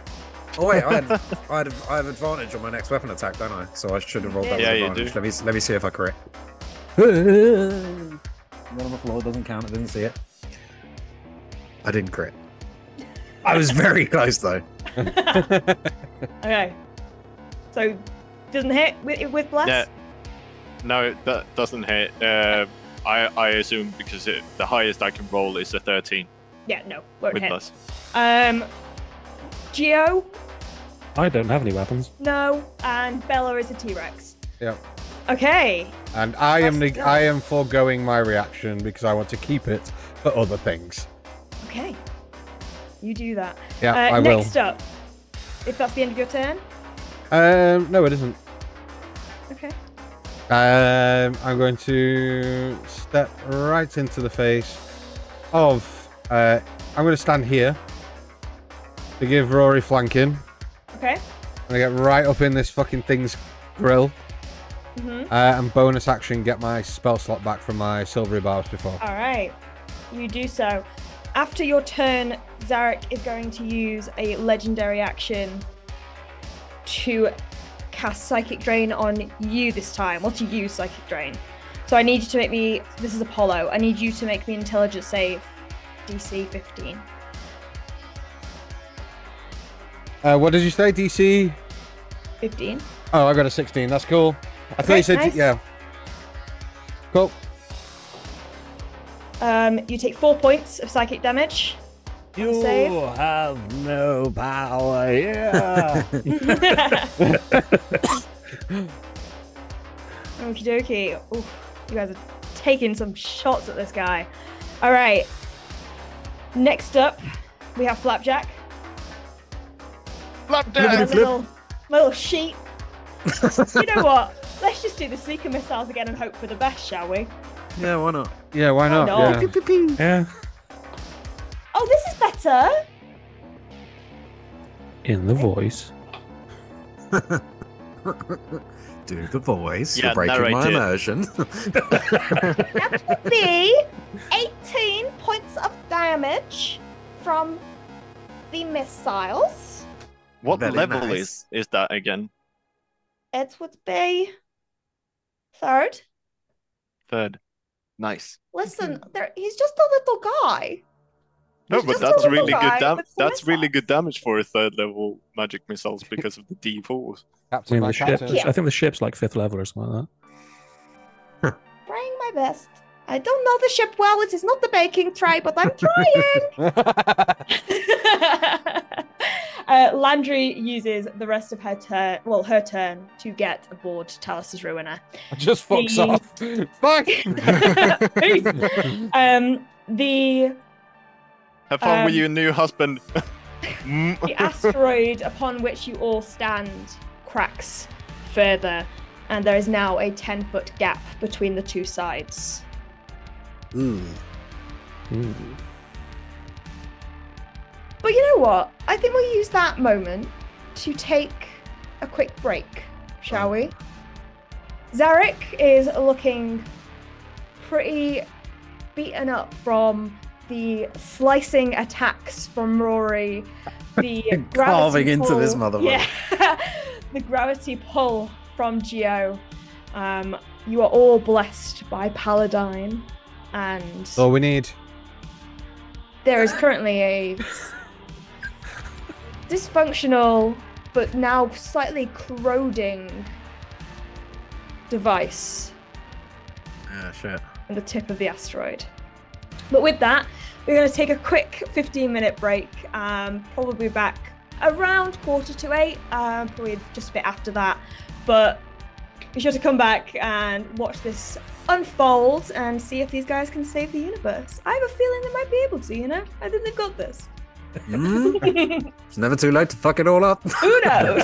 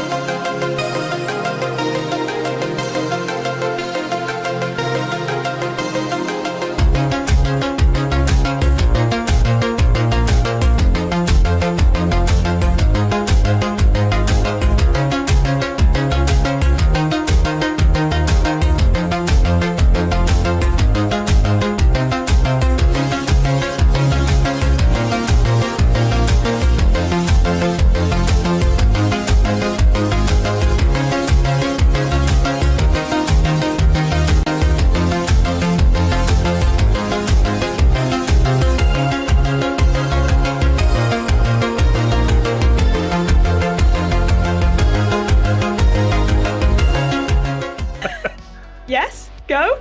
All right, hello everybody, and welcome back to Tales on Tap. We are currently mid-fight. We are back at the top of initiative, which is Rory. Hey, hey. Say it in Rory's voice. So I'm gripped by telekinesis. You are. Correct? Yes. Is that something I can wrestle myself out of? I don't like. How does that work? Is there like a check I can make to break free? I would make you make another athletics check versus a check from his spell modifier type thing. It'd be a No, contested you know what? athletics. You know what? I'm gonna keep stabbing. You keep stabbing that? I'm Keep just gonna keep vibing? stabbing. All right. So I'm gonna take my first attack. So it's with advantage, right? Yes. Wait, you used your advantage. Oh, yeah, flanking. Sorry, yes. Ooh. And you are blessed, remember. And I'm blessed. So blessed. Blessed. That is a dirty 20 to hit. Hits. Well, and with blessed. Blessed doesn't add to damage, does it? No, just attacks. I'll roll the second attack as well. That is a 14. Same thing again, dirty 20. Hits. So both of them hit. So 6 plus 3. I need to get a rolling tray. Oh, another 6. 6 plus 3, 15 points of damage on the first strike. 15. Nice. Do him. Right, 3 and 5. 8 plus 3, 11 points of damage on the second 11 on the strike. second. Nice. Fuck it, we're burning, aren't we? We're burning through stuff. I'm going to use my last combat superiority to make that a goading attack again. Okay, so another wisdom save. Yes, please. And then that's another 7 points of damage as well. It's an 18 on the wisdom save. It succeeds, but it's another 8 points. There's another 7 points of damage. Okay. So that's Zarek's all turn. my Things. I need. Well, we're going to use the legendary action first, the last one of this turn, to psionically push Apollo away. I need you to make me a contested athletics check, please. No, I don't want to. Well, you got Oh, that's a 19 minus you 1. Stay put. An 18. You still stay put. You remain steadfast. Oh, Would that where you be considered an attack? No, it's just kind of a shove, but you can just do it with definitely. I mean, it's definitely an attack, though, isn't it? No, but it's not because it's I not know, an I attack. know. In terms of triggering reactions. is No. what I'm talking about. Okay. No. No, shut up. Okay. So for Zarek's turn, Zarek looks at the automaton carving into him, having done a significant amount of damage. And you hear, "You simply house what I need, but I suppose I can use you too." And cast Dominate Monster, which applies to all creatures, so to a creature, and you still class as a creature, so I need you to make me a wisdom saving throw, please. Counterspell. Oh! Third level counterspell. Nice. Counterspell right back. Well. Oh. Okay, well was that's that? his reaction. That's good to Actually, know. wait, no, That's good to first of all, your counterspell, third level. Yeah, I'm counterspelling it back, no matter if you succeeded or not. know. Okay. So Yeah, because you have to do intelligence? it before any roll. Wisdom. Wisdom. Oh, ooh, okay. I have a D4 on that, right? You For do, bless? yeah. You have bless. Do I And have if any you fail, bonuses? you can You're get not a paladin, are you? a bonus from me. Apollo, you're not a paladin, are you? I don't get any bonuses from being near That's you. a cleric. No. You do get a bonus, though. Oh, dirty 20. There you go. Plus You're welcome. 24. You're You welcome. resist! That's my machine. Nice! Hell yeah. Okay, so you resist. Very well. And that pull, that telekinetic pull, is forced further and further, and you hear a crack in the armor around your neck as whatever he is extracting is beginning to be removed. Okay. Rory just, as he sort of tries to plow into Rory's mind, I guess, if Rory even has a mind. Essence. His essence. Rory just sort of looks up to him with his eyeless face and just says, I only follow orders from my users, from my friends. Nice. Oh. Right in the And feet. you are not my friend. Okay. Geo, Yes. as this telekinetic kind of extraction is ongoing, the timepiece around your neck begins to burn. That same hot energy that has previously taken hold when something bad is about to happen, you feel it begin to burn and burn and burn. But next up, we have the lair action. It's gonna be that. Okay, good to know. Noted. But Bella T-Rex, who is no longer stunned, and you are blessed. What would you like to do? Apologies for my camera technical difficulties, but I am still here, ready to fuck shit up. Let's go! T-Rex! She's going to use her thick thighs to jump. Nice. You said it was 10 feet? 10 feet. You will, as a T-Rex, you will easily, that's a step. Yeah. Yeah. So she's The foot going to doesn't launch even come in herself. between. Yeah. Brush him between your horny protrusions. Can I get up to the guy with him there? I think so, just about, yeah. Yeah, okay. So yes, charging forward, I'm gonna go in for 2 attacks, 1 bite to start off with. I'm just trying to take this thing's head off. All right. Okay, it's not bad, That's 22. 22 will hit. Okay, and that is 40, 12, so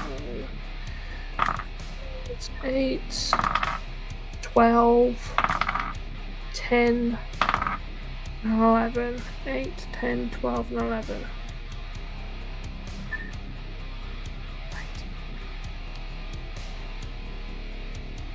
Can someone add that for me? 8, 10, 12, and 11. 51. 41? Yeah, 41. 41 plus 7. 48. 48. That's the first attack. Nice. I'm then going to try and spin round and thwack it with my tail. Okay. That is Oh, 10 to hit. That is 24.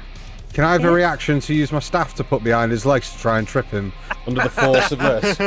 Sure. Like to try and trip him over the edge of this fucking thing? I'm starting to understand why now Dan said that Clovis didn't know what a T-Rex was. So, okay, fine. Giant crab it is. Yeah. 4. 4 is 8. Another 8 is 16. Plus 7 is 24. No, 23. T-Rex. 4. No, 23. 23. T-Rex. Bludgeoning damage. Bella. T-Rex. Yes. How do you want to do this? Yay! So what I want to do is the first bite attack comes down.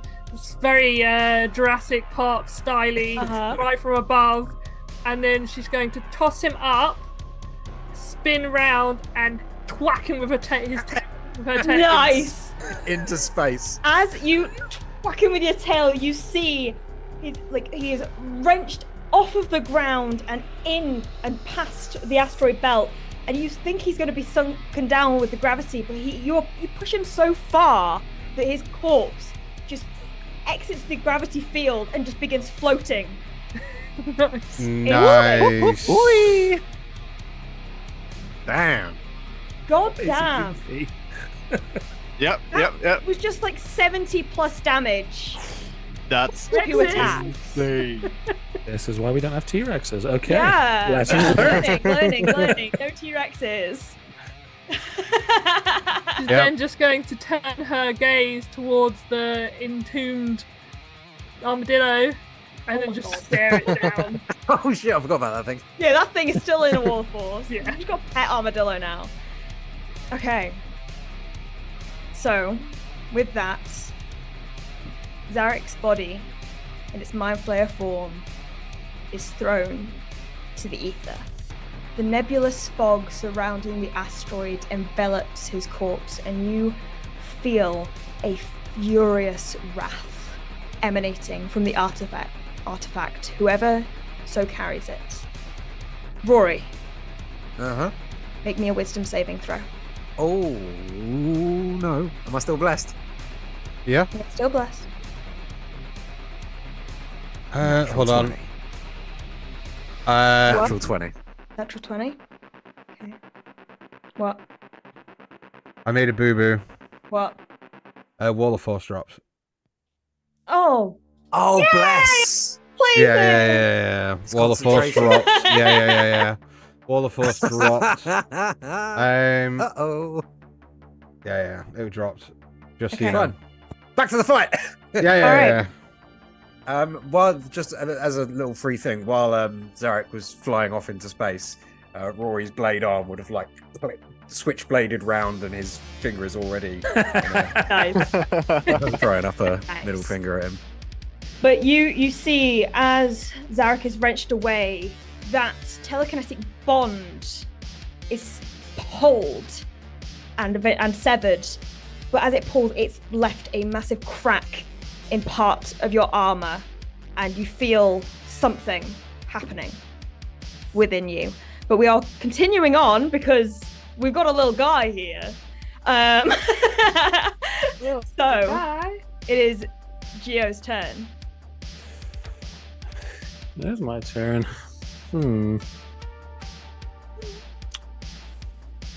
What does one do when the bad guy is dead and all that's left is his minion? Fuck it. We're at the end of the campaign. Why not? Watching Zarek sort of just baseball batted by a T-Rex into the void of space, and he just sort of hovers. And says, that'll do. Oh, you. And just for a little bit of flavor, as he gets blessed by Apollo, his little wedding band glows, and a little halo comes out, and it just adorns his head, so now he's a full angel. It was Paladine that blessed you, but we'll move on. I mean, all right, you know what? Paladine. Yep. Fuck you, Apollo. You married me. I married you, not your god. And as he looks at the minion, he just sort of, in hand, he takes arcane energy, pulls electricity between his fingers, creates this sort of javelin of thunder, and I'm just going to cast a lightning bolt at this thing. Okay. With your javelin like javelin. Javelin like javelin. Javelin like javelin. It needs to make a dex save of 15 or higher. Not very dexterous. No, that's a 9. Cool. Okay, so that's 9. going to be 96. 9d6. Yeah, it's a 4th level lightning bolt. Oh, Nice. Damn. so good. 1, 2, 3, 4, 5, 6. That's 4 there. That's another 4. And there's the 9th. All these d6s given to me by Valkyrie RPG. Check them out using the link below at valkyrie-rpg.co.uk. .uk and use code TAILS10 at checkout. That's 25. 29 points of lightning damage. Nice. As a huge ball of lightning pierces its chest. Yeah. You And just you Zeused that see as it motherfucker. pierces its chest, it begins to you see crackles of energy through the articulated shell, covering its back. Nice. 29 points of lightning damage. Very good. So that's action. Just out of curiosity, so you said the timepiece is starting to burn. Do I feel a direction for where it's coming from, or is it just like an intense burning from the area? It's pulling you towards the other side of Yeah. the asteroid. I'm going to then use my 30 feet, while still being 10 feet in the air, to just come roughly around here, just above Alright. Bella, just heading towards it. Okay. And that'll do. Okay. Gurgle. Right. Gogol's gonna run up. That's 20 feet. Could I get to Rory?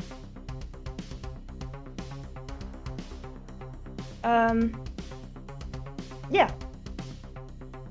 So get like here. So you go here or here, yeah. Yeah. And I'm just gonna, because he looks visibly damaged, right? You can see like there's something off about his movements. They're not as fluid and insectoid as they normally are. Something's happening, Okay. and you can see a slight glow from the back of his neck. Cool. Okay. So Gogol's gonna run up to Rory and go, Turn around, let me have a look at you. Also, guys, my stomach doesn't feel good. Like, if I had a stomach, it doesn't feel good. What I mean is probably something's happening to the thing. and then I'm gonna place my two palms on Rory's neck, and I'm gonna cast Cure Wounds at second level All right, you do so. to see if I can sort of repair the damage to his whatever it's called. I'd also like you to make me a tech check with disadvantage. For the sake. Okay. Check. Tech check.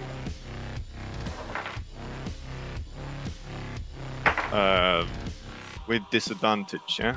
Yeah. Okay, so 16 plus West. Fuck, I went to spells. I should go to skills. Where are my skills? My skills have disappeared. What? That doesn't make any Ow. sense. Oh. How have you done this?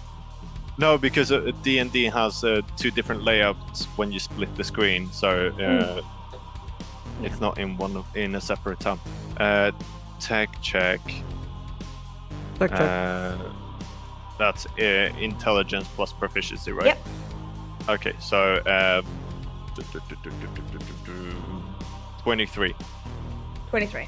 Okay. With disadvantage, jeez. Yeah, I rolled a 16 out. All right, and how many points plus does 7. Rory heal? It's second level Cure Wounds, which is 2d8, I believe. Yeah, 2d8 plus 4. Let's see. 8 plus 4, so 12. Okay. Yeah, that's me. All right.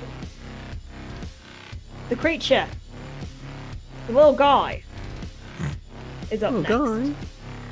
Oh fuck, he's out. I forgot about that. Is going to He charge taunted him and ran off. forward. Let's just see something. Does not get the acid breath back. So he's going to make 2 great club attacks against Apollo.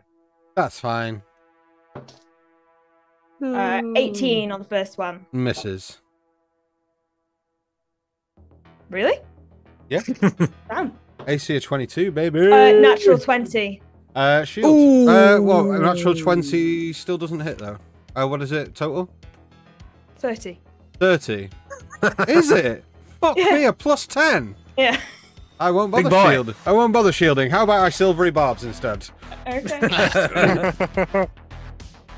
Okay, natural 19 for 29. Motherfucker! Fine. I will give myself the advantages. Okay. Reaction, chronal shift. I hate you all very much.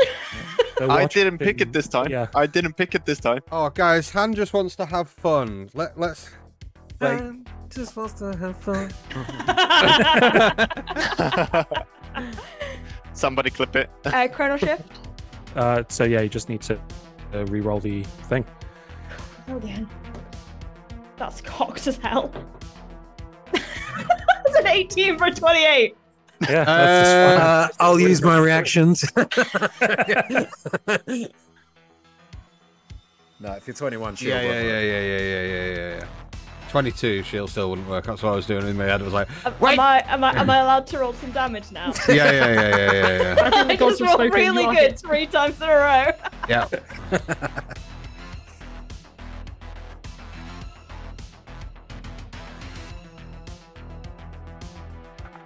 20 points of bludgeoning damage. Ooh! Reaction rage. No. Ooh! Didn't. Oh! Ow!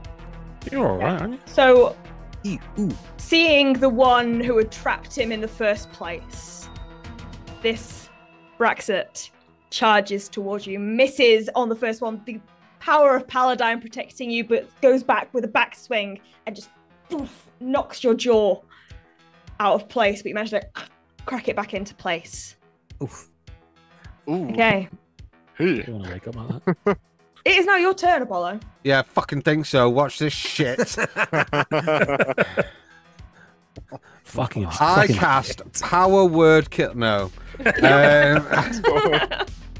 I need it to die. Oh, I do need it to die. In my head, I was like, why has he waited all this time to cast that fucking spell?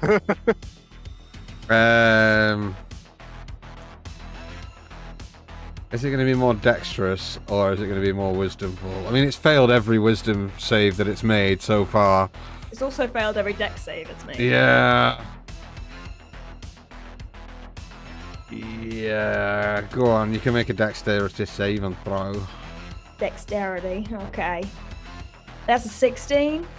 Oh, mother. Okay, hold on. Because it's my turn, I get my reaction back.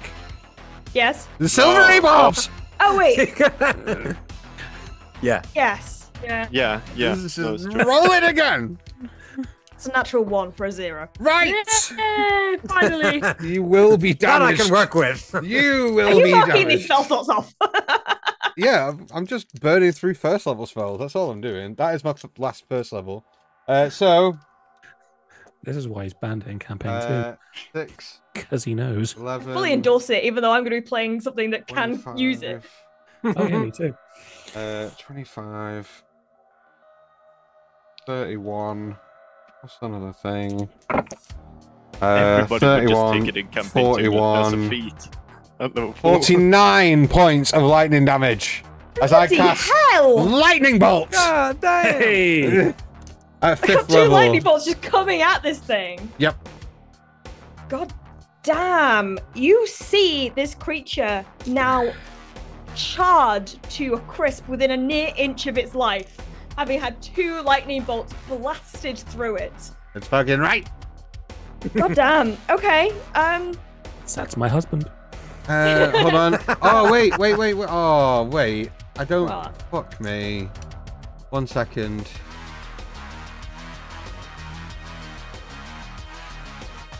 Sorry, 1 second. That is some Said that 1 second intense ago. staring.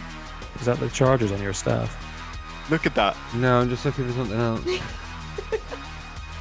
It is an intense squint he's got going Yeah, on. that there. is the most intense I've ever I'm seen. very tired. I'm not squinting that much. I'm You fucked. can't see. I'm fucked. That's the I most he thought can you open were his just eyes. concentrating. No, that's fine. We're Am I good. good? Can I continue? Yeah. Okay. It's the Admiral's turn.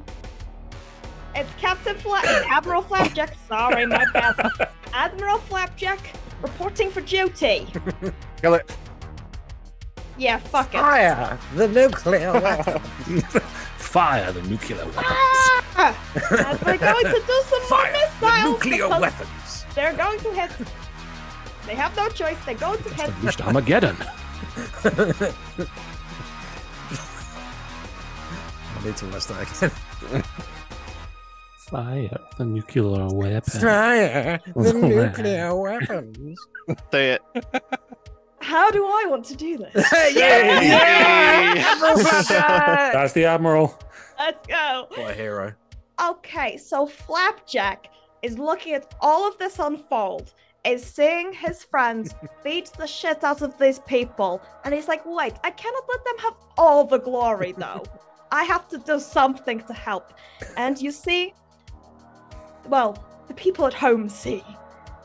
Admiral Flapjack tip his cap, look out to his crew, concentrate on the Seeker missiles in front of him, and channel his own arcane energy in as these missiles careen through space, zipping around just for a bit of flourish, do some swirls around the Bella T-Rex before colliding one to its head, one to its each of its shoulders, and then one right to the stomach as it is blown backwards. Can I have a free action to wheel it up? The asteroid. Yes, you absolutely can. You push yourself a bit. And with that, we are out of combat. But the danger is not yet over. I immediately run over to Rory, go behind his back, look at where the creature was grabbing hold, and immediately start repetitively casting Mending on Rory's collar to try and fix what had been either broken, dislodged. And I'm. Yeah, did I learn something from that? It was to see. Basically, I was trying to see if your cure wounds could essentially be turned into a bit of mending, which it absolutely could. But with the assistance of Apollo, so both Gurgle and Apollo working on fixing the collar around Rory. Upon further examination, you see that there is what seems to be a neurochip of sorts embedded within the mainframe of Rory's neck that is pulsing. I'd like to also make Please a perception. be careful, my internal systems are very delicate. I'd just like to keep a roll of perception to keep an eye on Gurgle while he's messing around with fucking Rory's bits and pieces, that he doesn't steal anything. It's Rory. But you see you disrupted the energy temporarily through the casting of Dispel Magic and the ability check from it. But you see that effect is beginning to wear off as the whirring resumes once more, but this time more sputtered, more chaotic, as the core, the shell which houses this core, has been damaged. While they're sort of working on me, can I, from sort of where I am, can I sort of attempt to ascertain any nature of this thing, like kind of almost kind of reach out to it and see if they're like with sort of the sort of nature of my being, and also, you know, like the sort of time dilation thing I've got going on with the chronolometer. I just want to try and figure out what this thing's trying to do, where it's trying to connect to, sort of thing. Okay. So it's just like kind of for my own state of mind. So you're approaching this thing to reach out to it. I'm not physically reaching out to it. I'm almost like I'm like scanning for Wi-Fi networks, basically. Right. Okay. Sure. Password? Roll This is not the Wi-Fi you were looking for. Yeah, you know, I'm opening up my network ports to see if anything. Turned on Bluetooth. I'm not going to make you roll anything. Because as you reach your essence out towards it, you realize it is reaching out towards you. Not you as a whole, but what both Gurgle and Apollo are working on. You both feel, as you are casting Mending and Cure Wounds and trying to fix this and re-embed it, that it is heating. It is pulling. I want to cast a spell. Okay. I want to cast Dispel Magic. Okay. To try and stop this pulling. Okay. At what level? So before Apollo does this, I want to check the outside of this machine, because I'm going for something very similar. But so even with damage, do I see like runes? Do I see arcane symbols, wording, anything that looks like it may be, you know, sort of like spell circles, that kind of thing? Just something to read off of this thing, or is it just pure machine? Okay. Just because this is what is going to be the final skill challenge of the campaign, so you're going to be doing that, so I need you to make an Arcana check for me, Gio. Bella, what are you doing as a T-Rex? Kind of looking around. She's very low intelligence at the moment, but as soon as she determines, that there is no more beasties to wail upon, she's going to drop. Okay. her polymorph, and she's going to come up beside Geo to see if she can help in any way. Because she feels a bit third wheelie. She doesn't have magics like they do, so she just, can I help in any way? Yeah, so you can kind of provide the help action by give Geo advantage. Just mainly Geo back and forth in with you, asking you to take note of certain things or memorize certain things to provide him with advantage. Yes, absolutely. Rory, you are reaching out. Rory, as he sort of starts to sense this, that it's after whatever's in there and that it's pulsing and heating up, he's going to sort of turn around to Gurgle and Apollo and just say, the component Zarek was trying to retrieve is becoming highly unstable and seems to be desired by whatever entity he was trying to free. We may not be able to fix it. We may need to destroy it. But in destroying it, that would mean we'd have to destroy you. We don't know what could happen if we were to do that. Not if My we primary take it out. function is to protect my users. And If I can concentrate my energy into just the chip itself, maybe I can overload it and make it fracture in on itself. yeah, but again, Gurgle, that's so volatile. We don't know what the result of that would be. And Rory, as much as I appreciate that, you're not the only one with prime directives of saving their friends.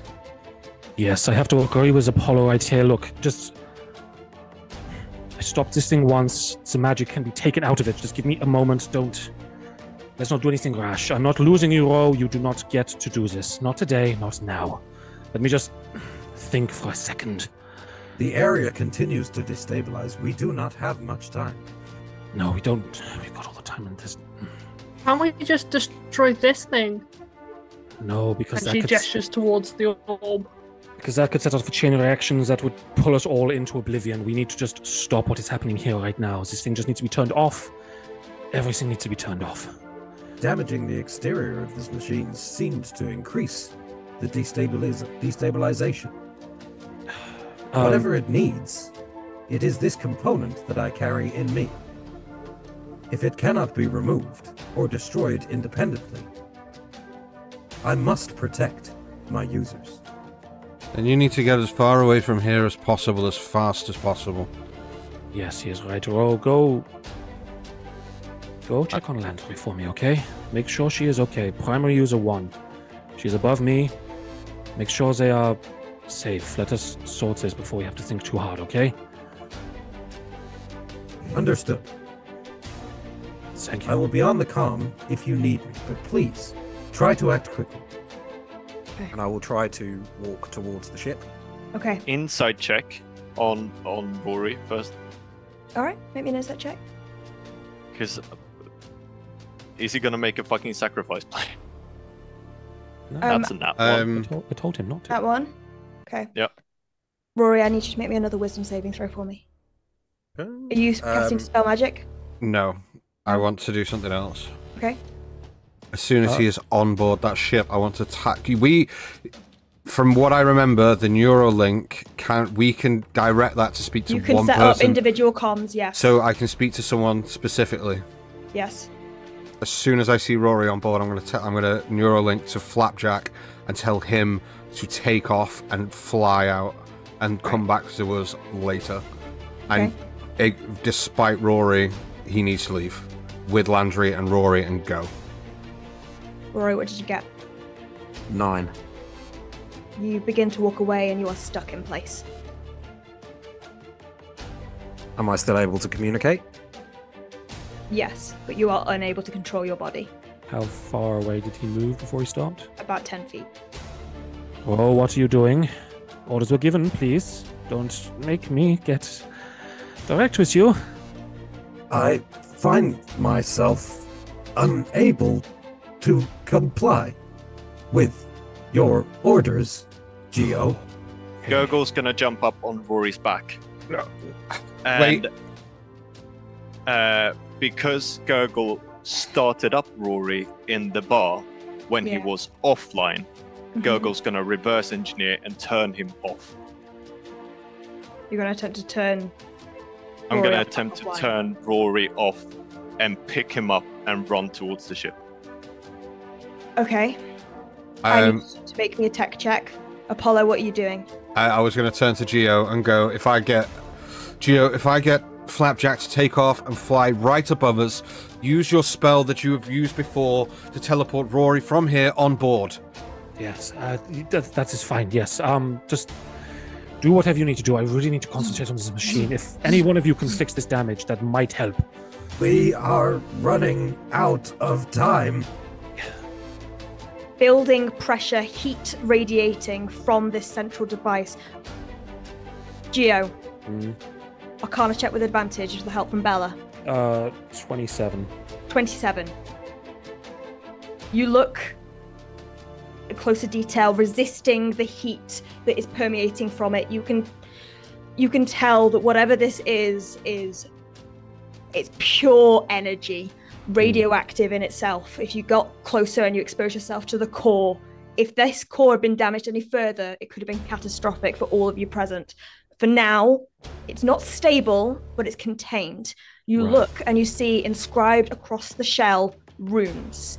Runes depicting the arcane nature of both destruction and creation at once. There is a catalyst required to determine which occurs. You can use this, all the energy gathered to create, bring forth, or you can also, with that insight, with that Arcana check, use that energy with a conduit to destroy for good. Does it give any ideas to what conduit is supposed to be, or is it just a genuine sort of like a broad spectrum conduit? Is there a specific? It just seems as though there's a component missing. There is not enough energy at present because of the disruption that you brought from Toril, from disrupting that energy line.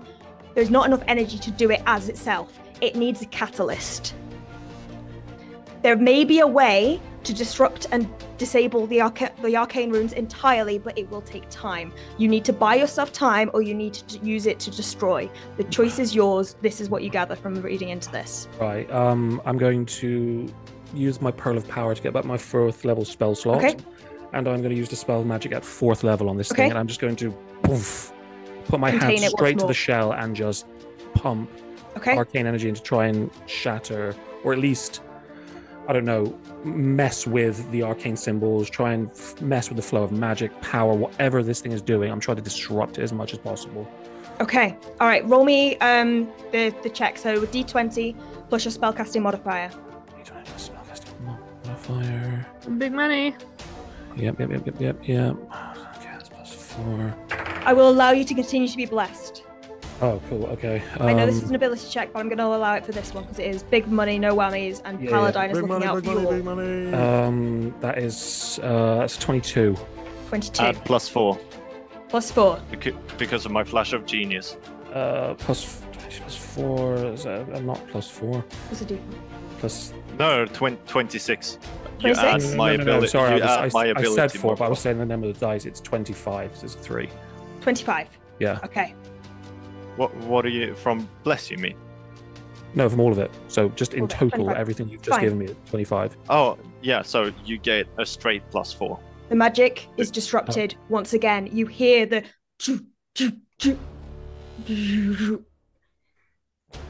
as it stays stationary. Do you relay any of the information he's just gleamed? Roll me a D6, first of all.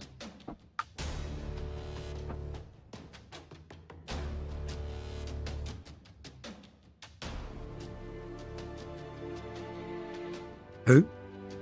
Geo, sorry. Oh, me? Right. Yeah, D6. Sorry. I thought you were talking to the other Dan. 3. Okay. 3 minutes. Offline. So it was very much a reactionary thing. So as he was looking through, he just went bang, disrupted it, his hands come away from it. He sort of, right, whatever this thing is, we need a catalyst to make the energy work. It doesn't have what it needs right now. We can destroy or we can create. I don't quite know the mechanics, but we have about 3 minutes before I need to think of this thing. I can think of 2 options. One I don't want to use. If anyone has ideas, please bring them to me now. Well, the thing in my stomach. Doesn't it wants that though, doesn't it? It is a part of this creature. It could be bad. This thing feeds from energy, right? Yes. Life energy. Yes, life energy, yes. Then use me. No, we are not doing that, Apollo. This is not the time. This is not the time for noble gestures. I get what you're doing, but sorry, I'm going to give me the other options. We destroyed the thing it's trying to create. Either. There must be something there that it's trying to reanimate. It is either what is inside Ro, or potentially, and he sort of pulls the timepiece out, I can potentially throw this in, but I don't know what will happen. I don't know if I can control it. Or if anyone don't know how it works. Can I move yet? Can I move again yet? Or... You begin to get control again of your limbs. But there is still this pull. Every inch of your being wants to be pulled back, but you have control over your limbs. If there are different catalysts for different effects, I don't think we should let it have the one that is in me. That is But alright, so the watch it is. Fine, I will try the timepiece. That is fine. Okay. And I'm just gonna start looking for slots, engravings, things that I can just anything that looks like I can just pop something in. Bella's gonna shout out to everyone to move back just as a precaution. Perception check, please. Rory's going to continue to try and return to the ship. Okay. Perception you do check. So. Right. Oh, Bella's still huge. Sorry, that scared me. Right. I can't change her size. So that was a natural 2, but okay. I am going to use the big thing my staff can do. New possibility. If you're holding the staff and fail it, it's a saving throw. Shit. Wait. Silvery barbs! I can chrono. Yeah, do silvery barbs, and if that fails, I can chrono. Because silvery barbs, you use the new roll. Yeah. No, it's disadvantage. No, you use the lower one. No, it's not, is it? We've Yeah, done it this is. so many times. I've been using it the whole Oh, campaign. and use the lower Silvery roll. Barb's a failed skill check. All right. Okay. I'm going to chrono shift myself then. If I fail anything, I can re-roll. So as he's like stressing out, he just goes, poof. No. Focus, Gio. You can do this. Barbs. So why we're getting rid of it. Okay, there we go. That's much better. What did you say you wanted me to... What was it I'm doing a check Perception for? or investigation? Investigation. Okay. Big stuff. Investigation. That's a +7. So we have a 22. Okay. It takes some time, and this overwhelming heat from this core, you have to cycle around, and you find, amidst the engravings of the runes etched into the steel shell, an indentation. You see 2 indentations. One circular in nature, and one rectangular in nature. 6 shapes. Okay. When you say rectangular, do you mean thin and rectangular, or do you mean wide and rectangular? I mean thin and rectangular like that. Like a barcode shape. Okay. Well, I'm smart enough to know this. Just leaning out from where he sees, like, is everyone back? Just give me some space, please. Get to the ship or get as far away as you can. I'm going to try this. Is everyone getting back? I am Hell not. yeah. And You as are I stand next to him, I kind of look, smile, and go, "Well, till death do us part." Like, through the stress, you just see the biggest smile come across his face, and he just sort of leans up, grabs your chin, and just kisses you on the cheek. He's like, "I knew you were a good choice for my husband." And I'm just gonna flip the timepiece open, place it in the circular slot. Okay. I was wondering what that noise was for a second. Pop a finger in, go for it. I knew you were a good choice, my husband. You reach out with the timepiece, the piece itself heating up to temperatures that you have not yet felt. And as it gets closer to the shell, the molten metal begins to bend alongside the shell, the curved shell exterior, of the core and slots into place. What? One more thing. As he does that and like moves his hand back, globe of invulnerability as I grab Geo's shoulder so the globe encompasses both me and him. Okay. Nice. Okay, surrounded in this globe, Geo, your mind is forced forwards. You become one with the timepiece. You see history expanding from past to present to future. You, in essence, become the universal constant itself. You see the arcane runes carved as though they are paths ahead of you, yours for the knitting, as you choose what path you wish this device to take you on. So I need you to describe to me what is going through Geo's head right now, what his intentions are, and what he aims to do. So from what he read, it was either destruction or life, wasn't it? Mm-hmm. So sort of in the very essence of this machine, sort of controlling life and death itself, looking at the path, do I see anything that not resembles the thing that's trying to get back, but do I get sort of feelings from certain directions in time, certain pathways that I could go to, certain... Is there an evil one? Is one like not dual choice, but you know, like... You look into the ether beyond and these paths woven through arcane ruins. And in one direction, you see Verita, the first love, the greeting at the beginning. And on the other path, you see Astor, the old friend, the farewell before the end.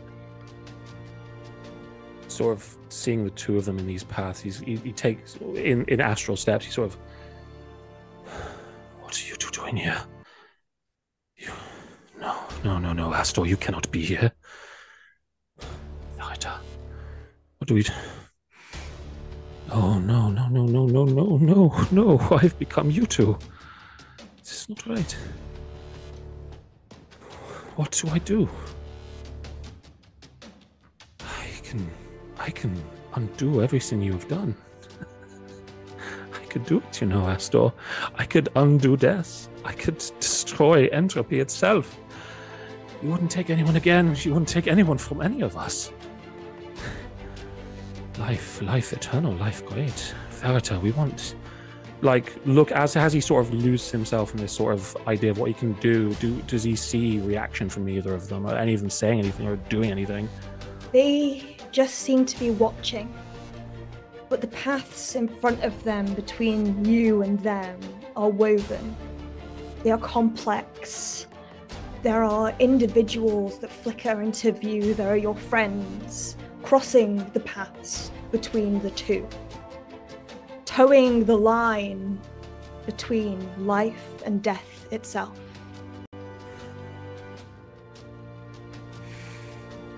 Okay, we are going. Okay.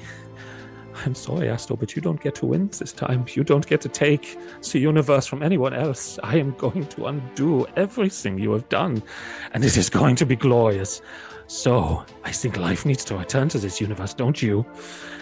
And picking the life paths, looking for Toril, Earth, anything that has been robbed of life in the past 3 days because of what is going on, he is now picking these paths and just pushing energy straight towards those things and returning everything to how it should be. In your mind, as you light cascades around your vision, you are shot through the astral sea as your mind soars.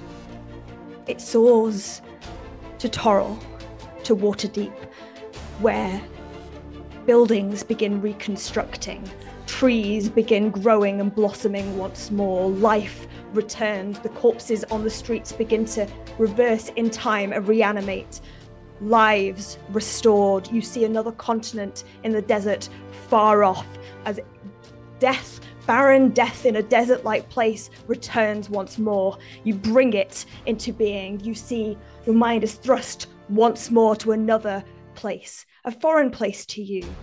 That's, you've heard of Earth. You see a city lying in ruin, these strange automobiles that had decayed and decomposed fix themselves, and humans be raised back from the dead, restored to the life before. You see Landry from the ship, her vision unblurred, the damage done, reversed. You are the master of fates in this moment. You have brought these individuals back. You have reversed time. Yeah, he's out here fucking resurrecting planets. Jesus Christ. Yeah. I imagine as all this goes on, it was a little bit like Gladiator, where he's just slowly walking through things, and as his hand goes across stuff, the wave of resurrection just comes behind him, and then straight into another place, and just gentle movements as things come about before he returns to his place between the two of them.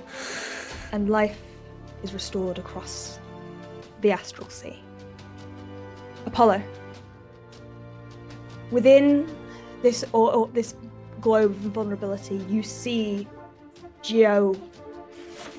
His limbs become loose. You have to prop him up to support him, and they're clearly lost in this vision. A slight smile on their face. The device itself now stabilized with Geo tapped in, but the more he's tapped in, the energy is still being used. You need to get him out. You need to break that connection. It is done. It's not coming back. Get him out. Voice from beyond echoes to you. It is time. Remove him. He's playing with fate. He should not. I will cast command. Okay. On Geo. Okay. Well, just while I'm in the astral plane, I know he's doing this, but just for the little flavory bits, I want to try and go back to Heskar's homeworld, because he knows that was taken and that was like fucked up, and he's just going to try and get himself there and start returning. Dan's not going to do it now. Leave him there. This is yeah. Yeah. Like, within anything he's ever heard has been lost. He's losing himself in the realm of I can undo the universe, entropy, everything. Yeah. And Heskar's planet just starts there. Yeah. And he's just going to start working backwards. You do so. That planet that was sundered by Galactic Empire forces is rebuilt once more. So you see two elderly gift parents stood in a home, waiting.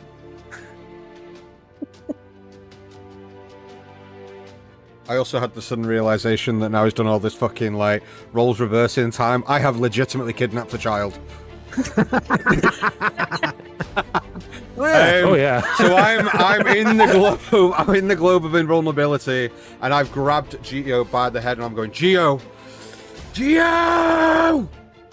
And as I'm doing that, I will cast command on Geo.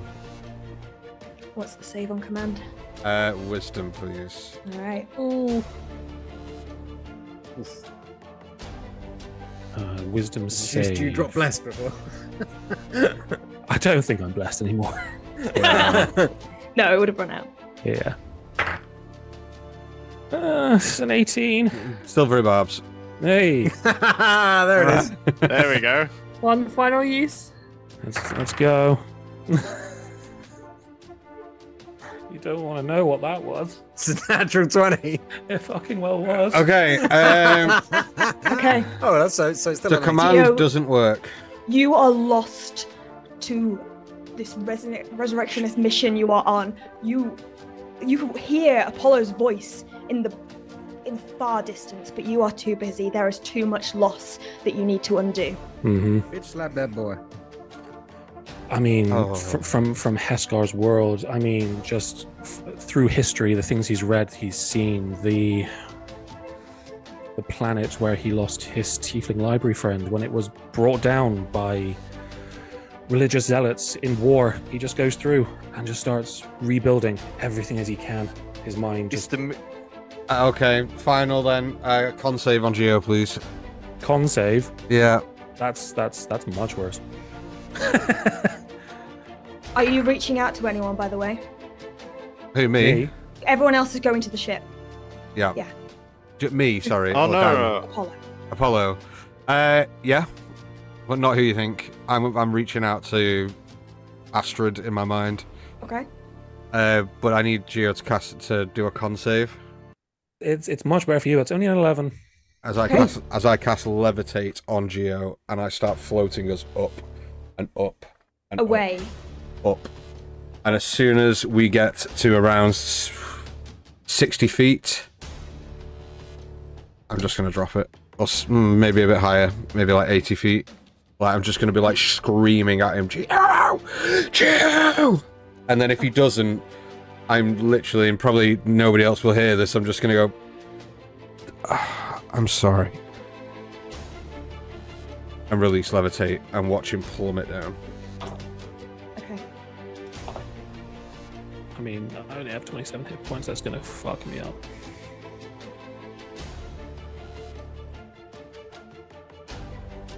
$26 points. Yeah, damage. so that's 2 over my maximum.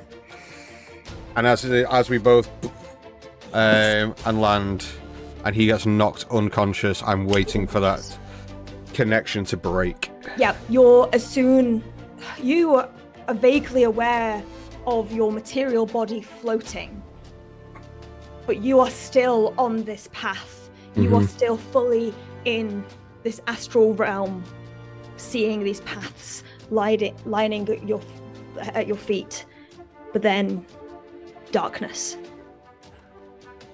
as you plummet and hit the ground.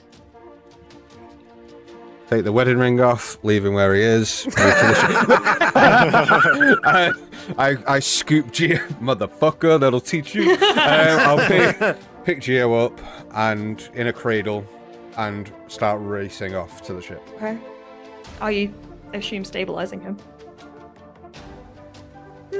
I'll wait a minute. I'll wait a second. A minute? I'll wait a second.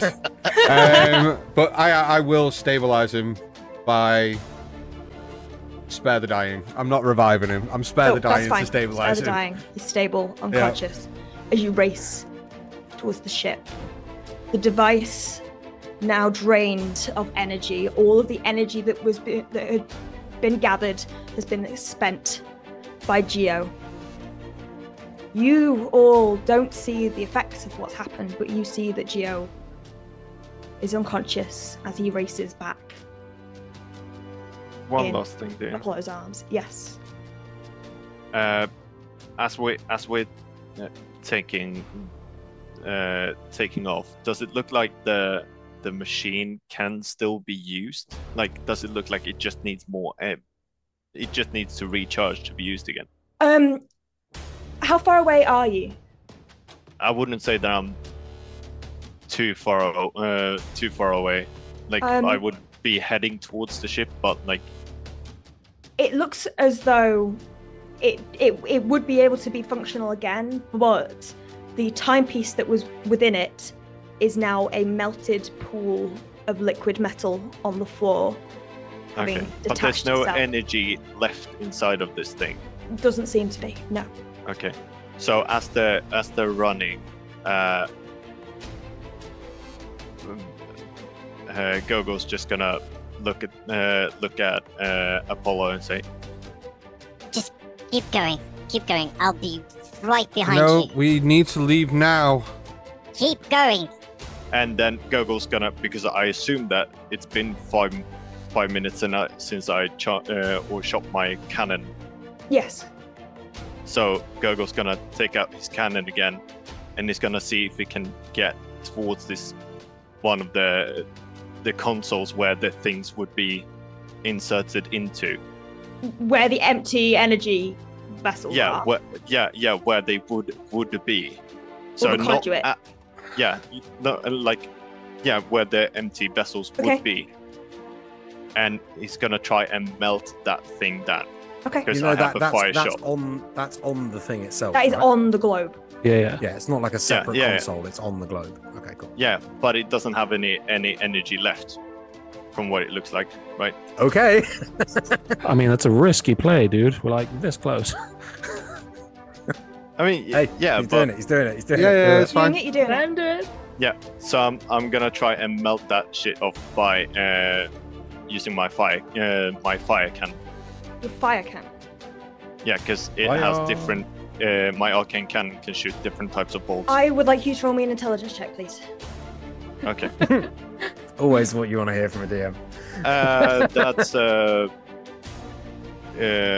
That's just straight intelligence. Yeah. 20. Silvery barbs. No, I'm sorry. I'm joking.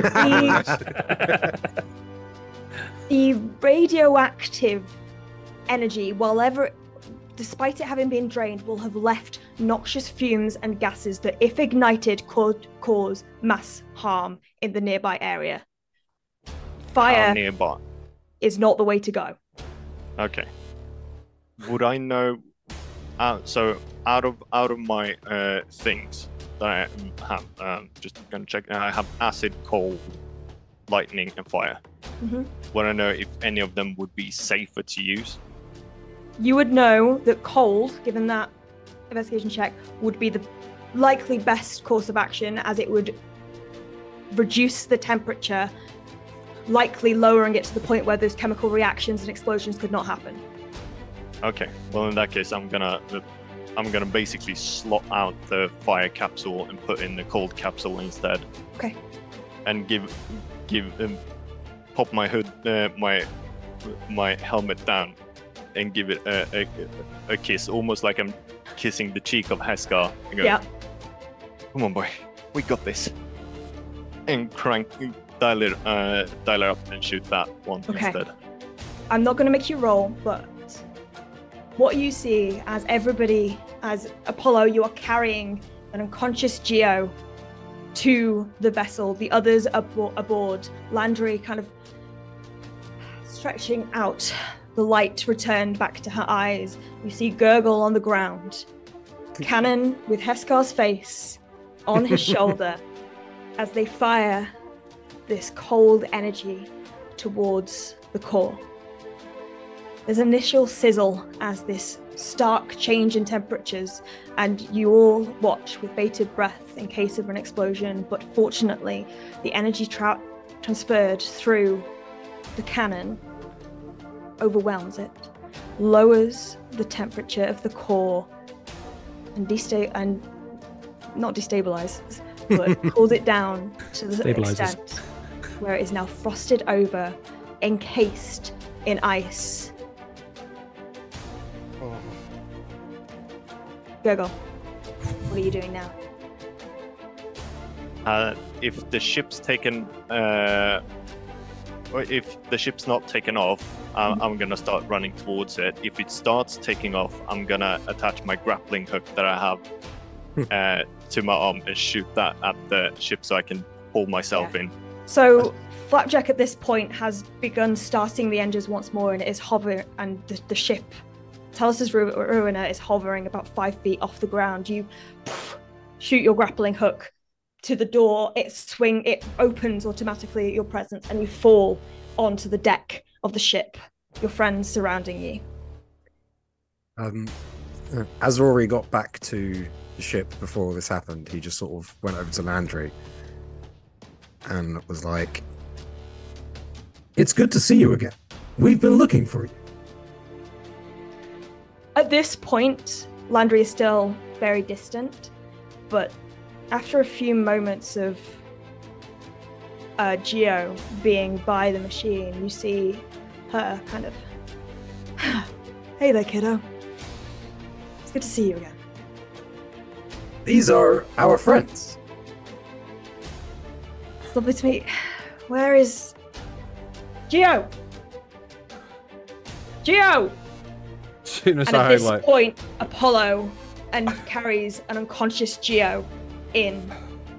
I immediately walk up to Landry, hold him out, hand him to Landry, and go, "I believe you dropped something." And just move over to where Admiral Flapjack is on the comms.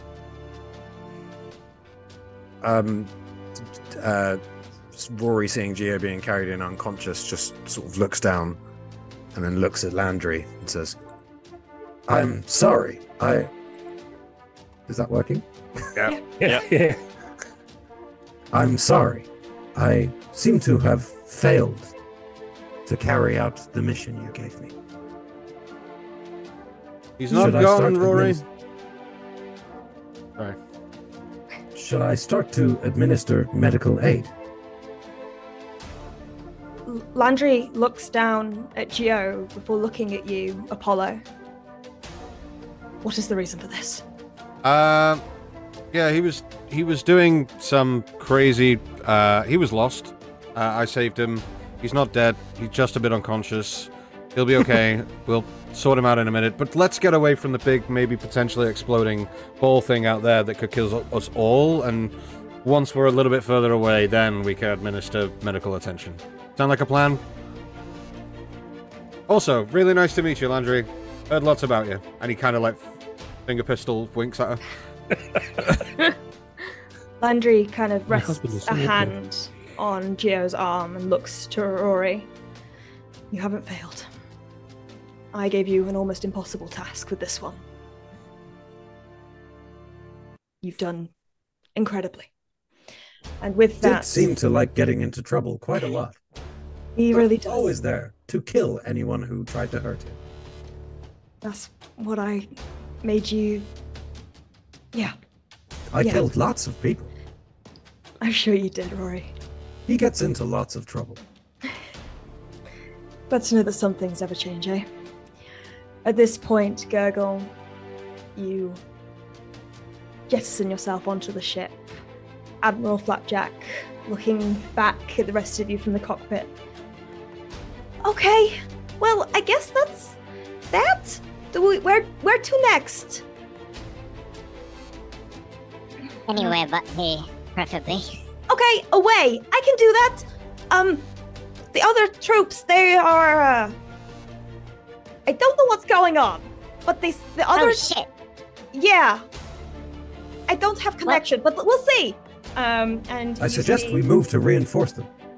Yeah. So you see Flapjack begin to engage thrusters and lift off further out of the nebulous cloud that surrounded the asteroid, and you see above shrapnel all around, pieces of nautiloid ships scattered to the winds, but what you see is a perfectly intact fleet, freshly repaired, thanks to a certain someone, fleet of SpellJammer Academy ships waiting to escort you home.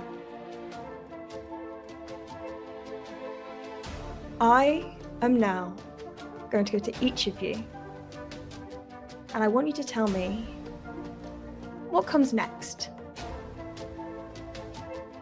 Geo, while you're in the depths of unconsciousness, the control over the paths of life are no longer at your fingertips, but your keen mind recognizes the way.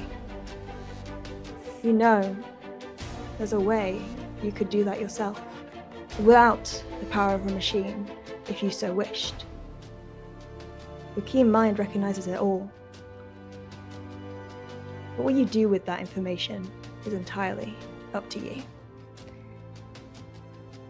As you all travel and return to the SpellJammer Academy, for now, away from a could-be disaster narrowly avoided, you rejoin with Scar. Probably revive Geo at this point. Yeah, props for the best. Oh no, he's had a long day. Yeah, just gonna leave him there for a bit, actually. Just playing God, it's fine. You reunite with Scar and Crux at the Academy. Scar informing you that he managed to rescue Crux from the prison on Brawl. Yeah, With a couple of friends. did it like really well, didn't I? But Well done, Ascar. I knew you could do it. Oh, I missed you, Rory. So I was missed you crying. too. But this journey is over. It doesn't mean that the story is over for our heroes. Heroes being slightly questionable. I'm going to come to Bella first. The SpellJammer Academy are forever in all of your debt. You have managed to avert a crisis that could have destroyed or severely altered the course of history. What does Bella want to do with this opportunity now? So, obviously, the first thing that goes through her head is Aqua and getting back to her, but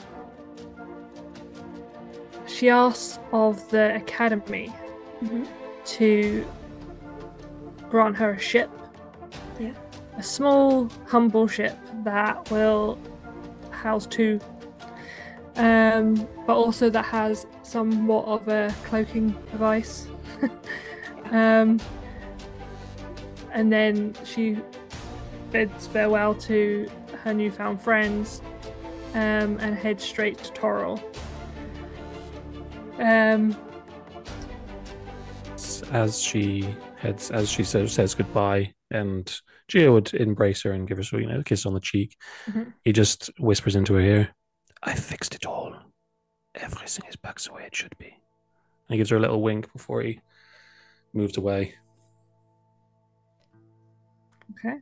As you board this newly gifted ship and set off towards Toril, the aerial view is different than before. Is music playing? Yes. Yes.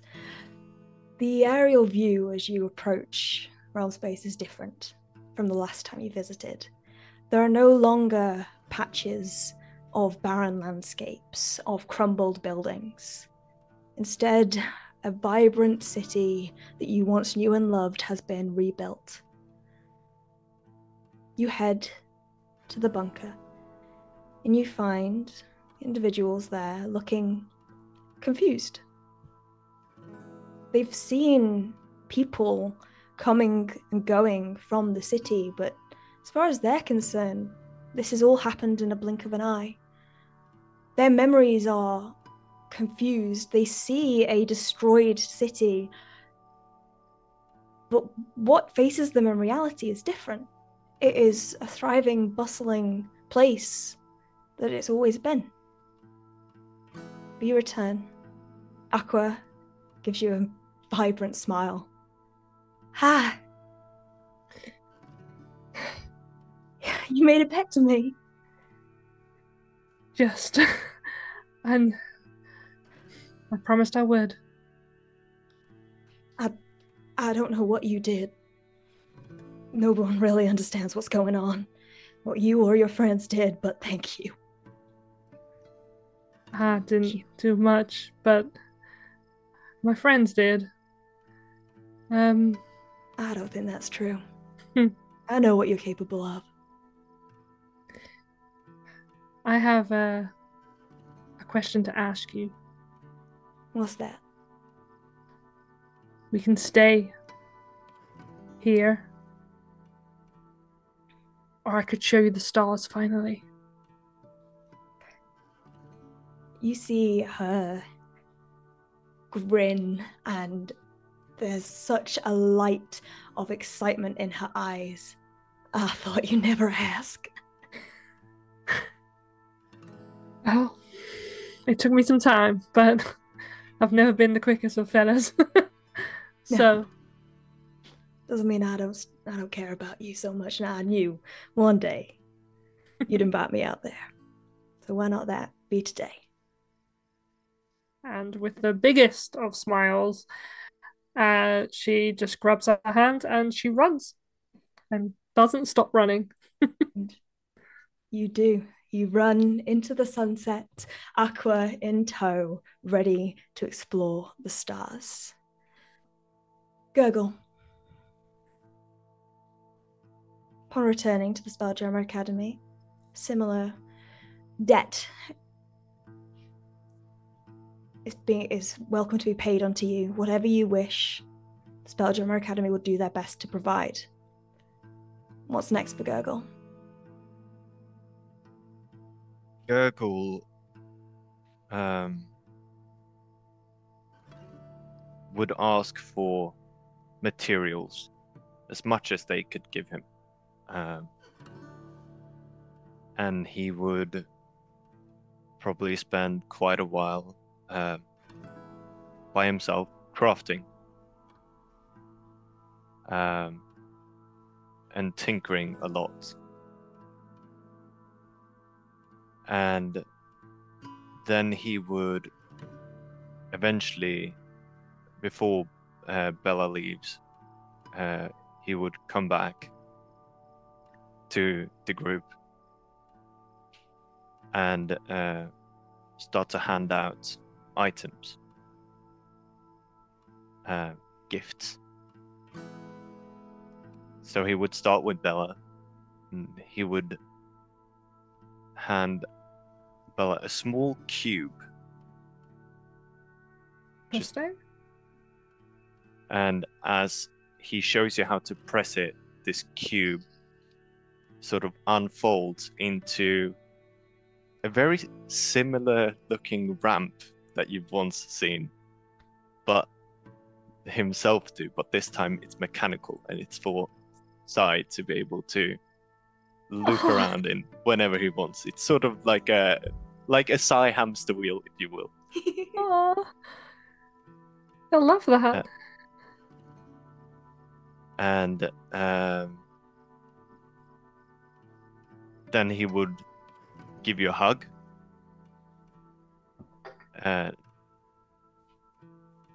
Not really say anything, and then he would move on to Apollo and take out a small circular emblem that looks a lot like the symbol of Paladine. But slowly but surely it turns, almost like a timepiece would. So it sort of spins slowly. And after a while you realize that it shines where the light is the brightest. So as you move, it shines towards the light. So cool, love that. He would then go up to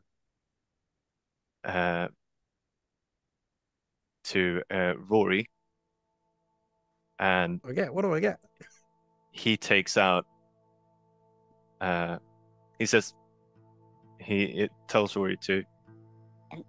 Can you come down to my level? Quickly. And he takes out a mask and places it over your face. And it's very similar to his own armor, almost. And it functions just as the shield does, shield of expression. But instead of you having to do it manually, it's interconnected so that whenever you think a happy thought, you smile. Whenever you're angry, you frown. And it replicates the emotions of a creature with feelings. We've got Rory a face! Yeah, but Campaign complete. as it sort of fixes on, the expression that immediately comes onto it is just kind of one of confusion. Yeah. But then he reaches up with his hand and touches it. And then it turns into a big wide smile. Big wide friendly smile. Says, How do I look? Magnificent. You were always perfect, but a little bit better now. I knew you'd have the most beautiful smile, my friend. Thank you, Gurgle. And he just nods and moves over to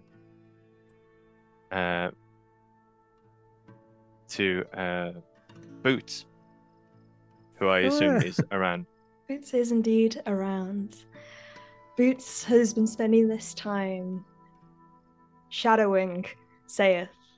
And as you get back, you see like him practicing, and you see a small, tiny mote of light being produced from his hand.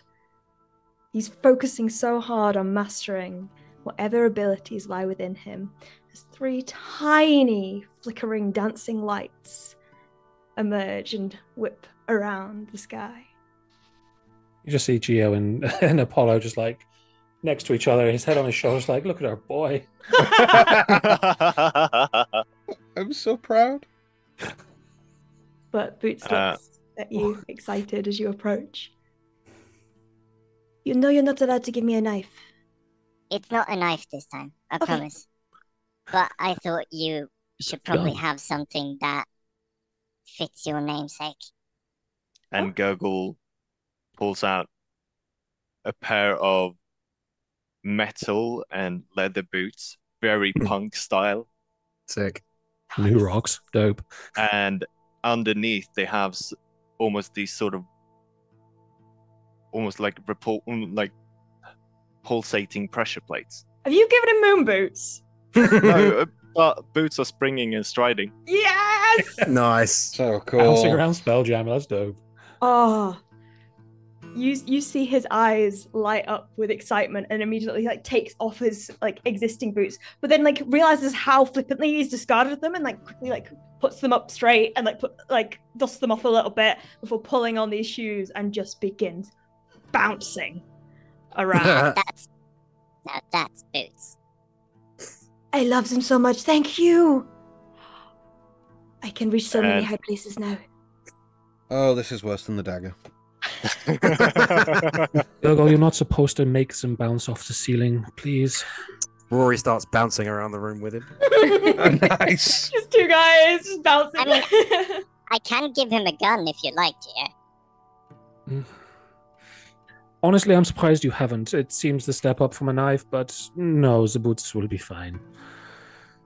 That's what I thought. And he would give Boots a fist bump, like he did. Then he would go up to Geo. So, I'm guessing the path of revenge is not yours. I think there are better ways of getting revenge than murder. No. No, there aren't. That is factually incorrect. And he boing, bounces off again to go rejoin. Oh, is there going to be access for hours? Well, at least they'll both sleep well tonight. No, I'm afraid not, Gurgle. I don't really need to anymore. There's a bigger thing for me to do now. Well, you don't have to go out murdering and revenging your way through the universe, you know. You could put that titanic intellect of yours to some greater use. Well, I thought about it. But first I need to take back my ship. And find my captain, even though she wasn't ours. Well, the best captains usually are, but don't tell them that.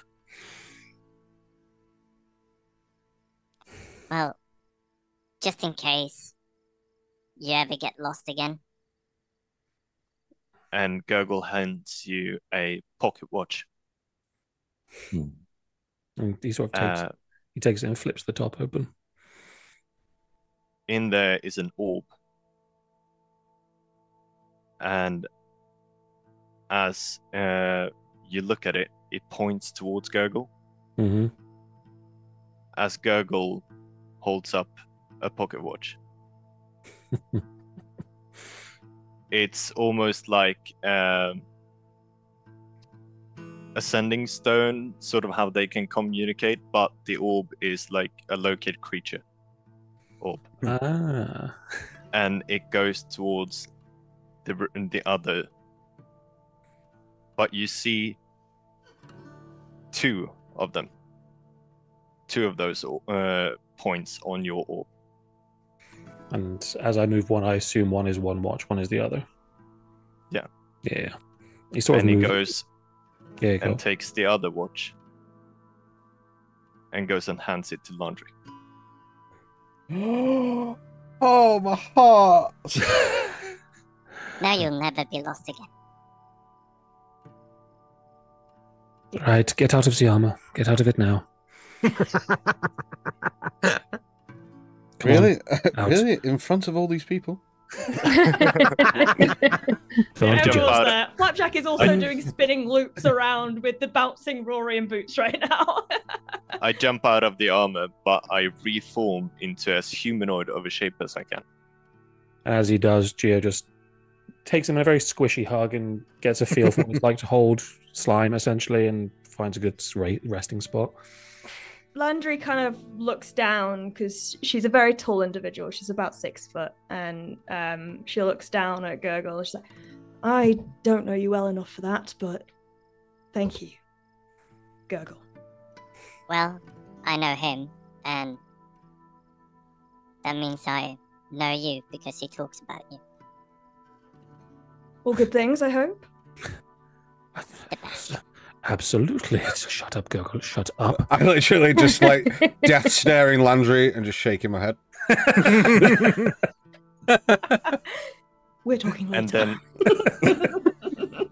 Gurgle just does a quick little thing before he goes to Flapjack. Yeah. And says, My captain, my captain. See you around.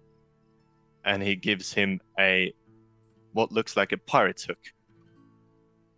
Yes. But the pirate's hook is a spellcasting focus for Flapjack spells. Nice. So much. Okay, so Flapjack, who has been very much distracted with all the bouncing going on, kind of over to you, and is kind of like flickering with excitement, having seen gifts being given around, and kind of immediately puts it on one of the tentacles. And you see this flash of blue energy from his eyes as he focuses in and notices that the arcane nature of this hook. Gurgle, are you kidding me? This is amazing! I Well, you really need wanted something to to get match one the of these, hat. but I didn't know what to do, and I've just been keeping this little thing in me. And it just takes like a little diamond that's floating around inside of him. It's like, fuck that, and throws it, and just like, this. Amazing. Where are you going? I'm gonna go away, and I need to find my ship. But I could use a captain. Would that be okay? And looks to all of you. It's your life to do is as you wish, Flapjack. If you want to go be captain, sorry, admiral. I don't know if that was a temporary position or not. Oh no, it's permanent. If you're admiral, Cool, because I do not want to get rid of this hat. Trust me, Flapjack. Technically, you outrank us. Oh my god. I'm so powerful. Trust me, Yes. it's not a temporary position. We're gonna get one ship, and then Okay. a whole fleet. Oh my god. Can we try? And okay, so this is just a little thing that I really wanted to do, in memory of the baking tray, because I love that ship so much. Do you know, that sometimes you can have little ships in the bottles? Can we make a replica? Funny you should say that.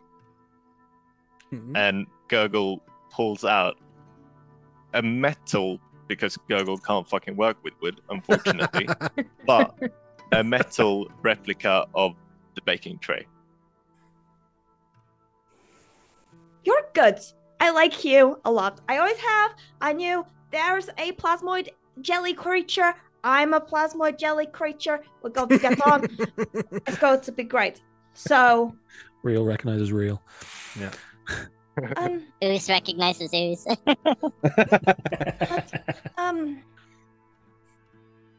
Bro? Yes. And kind of over to you. What are you doing? What do you mean? What are you? I'm bouncing around with Boots. I know, and it's really fun. I meant, like, what do you plan to do next? I haven't been told what to do next. Okay. Well, can I order an instruction as your admiral? As long as your instruction does not go against that of my primary user, then I certainly. don't think it will. What would you like me to do? I would like, could you keep the neurochip in and check in with me? I'm going to miss you. Actually, I had something in mind that might be similar to that. Okay.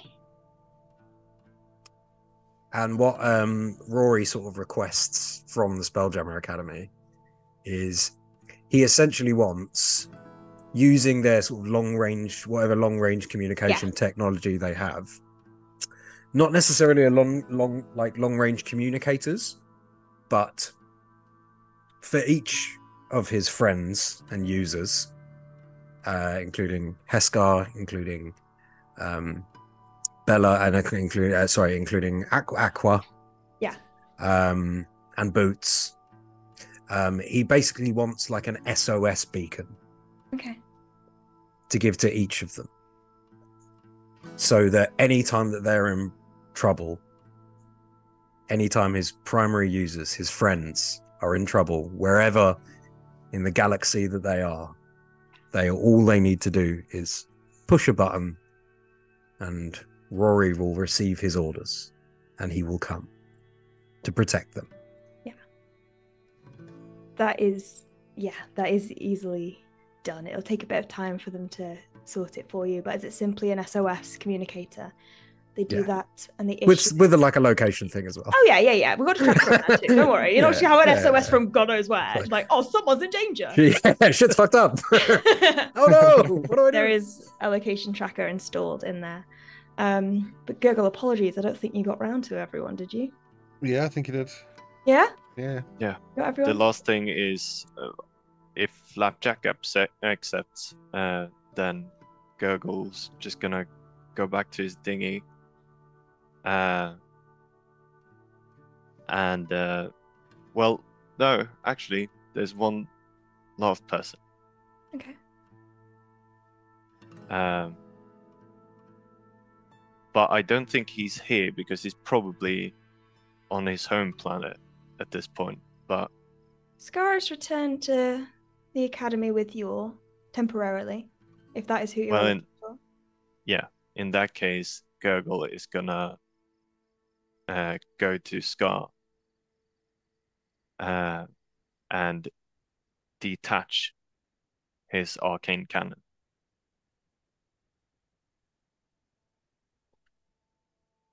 You always need a bigger gun at some point in your life. Well, yeah, I've got to be honest, I don't think I'm going to get one that's quite as big as this anytime soon. So, yeah, watch out, bad guys. Watch out, bad guys. Scar's got a Scar gun. And with Thanks that... for me being my friend, buddy. No, I kind of like you and that, you know. You're a really good pal. You too. And with that, with Just to fond finish off- goodbyes... Just to finish off my thing as well, pretty much what Rory would do for the rest of the future is stick around with Landry and Geo, because every Time Lord in training needs a robo buddy. Oh, I could invent the TARDIS. Very true. Don't give me ideas. Basically, be their little robo servant and protector. You K9. You are K9. Jesus. RO, thank you very much. Sorry. Yeah. What we'll do is we'll go to... Give us a quick little thing about Scar. Just real quick. So Scar would, knowing that he has overcome a revolution on his own, basically single-handedly save the universe. Yeah. Will probably lord that over everyone for a good couple of days. 1,000%. Yeah. Oh, Like, he will be walking up and down the stairs of the Spelljammer Academy because Not the lift. fuck the lift. like literally lording it over everyone, like new recruits just looking down, and then he will probably take, he will probably go back to his homeworld, but take his fucking buddy with him, so that he can take Crux with him. Yeah, take Crux and show him their homeworld as it was, and then At some point, while they were just around the academy, and he saw Scar just like striding through hallways and corridors, announcing his great victory across the universe, he would have found Crux and just, look, I don't know what to tell Scar because he may get a little excited. Clearly, he's on a high right now, but your world is back. Go see it. It is glorious. Like just very quickly before he just moves on again. Yeah, not like just kind of stunned silence, not quite believing you. Yeah. But it plants a seed in Crux's mind, and together, Scar and Crux take a ship and visit a small planet long forgotten, now reformed. Modest, but there is a community there. And as Scar steps foot out of the ship, two elderly Gif are there to meet him with open arms. he shakes their hand. The power's gone to his head now, and he will probably jostle to be lord and ruler of this world.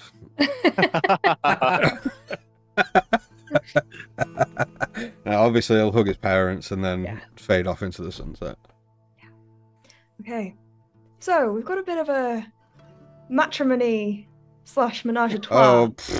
Oh, I'm filing for divorce immediately. Okay, Get it annulled. You next. Yeah. You go megalomaniac. You go megalomaniac once, and suddenly, literally, there was no consummation. It's less than 24 hours. I'll be like, null and void. Null and void. Like it didn't now he's made happen. the spell permanent. We can consummate if you want. Absolutely not.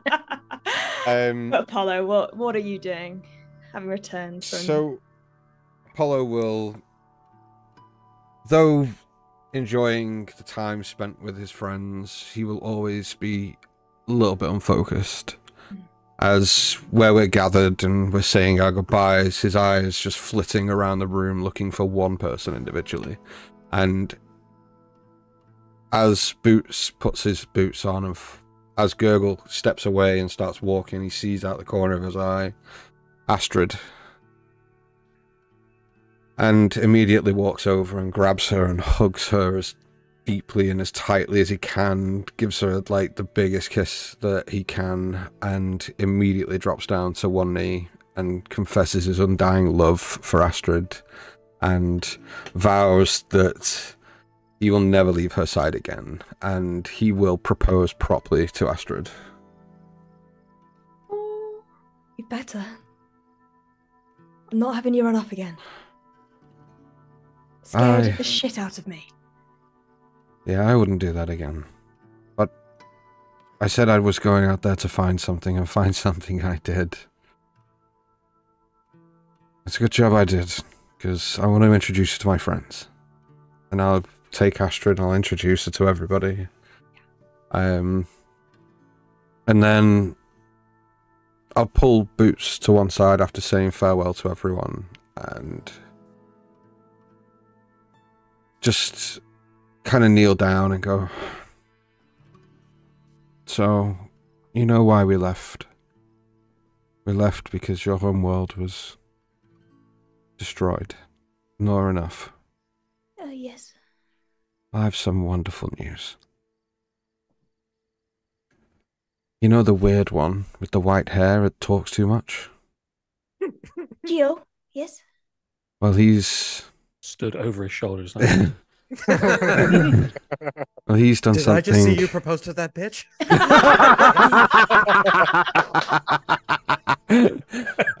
Nothing to you? Well, he's done something really special. And we're going on a trip. Me, you, and my friend here, Astrid. Well, we might come back one day. But for now, we need to go.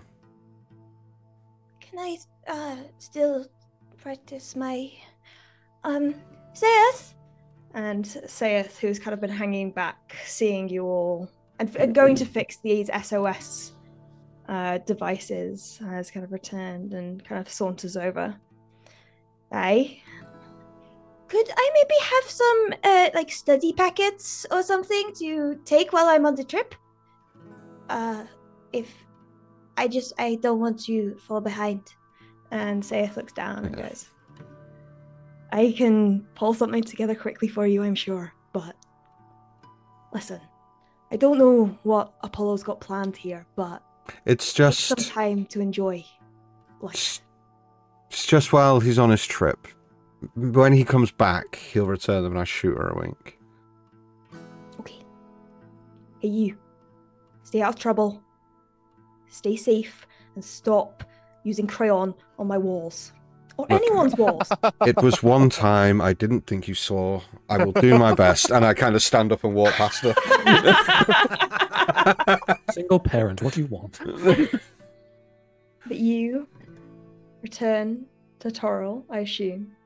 Yeah, so with Astrid on Jax's ship, after saying a fond farewell to all my friends and like pocketing the SOS call, giving everyone a big hug,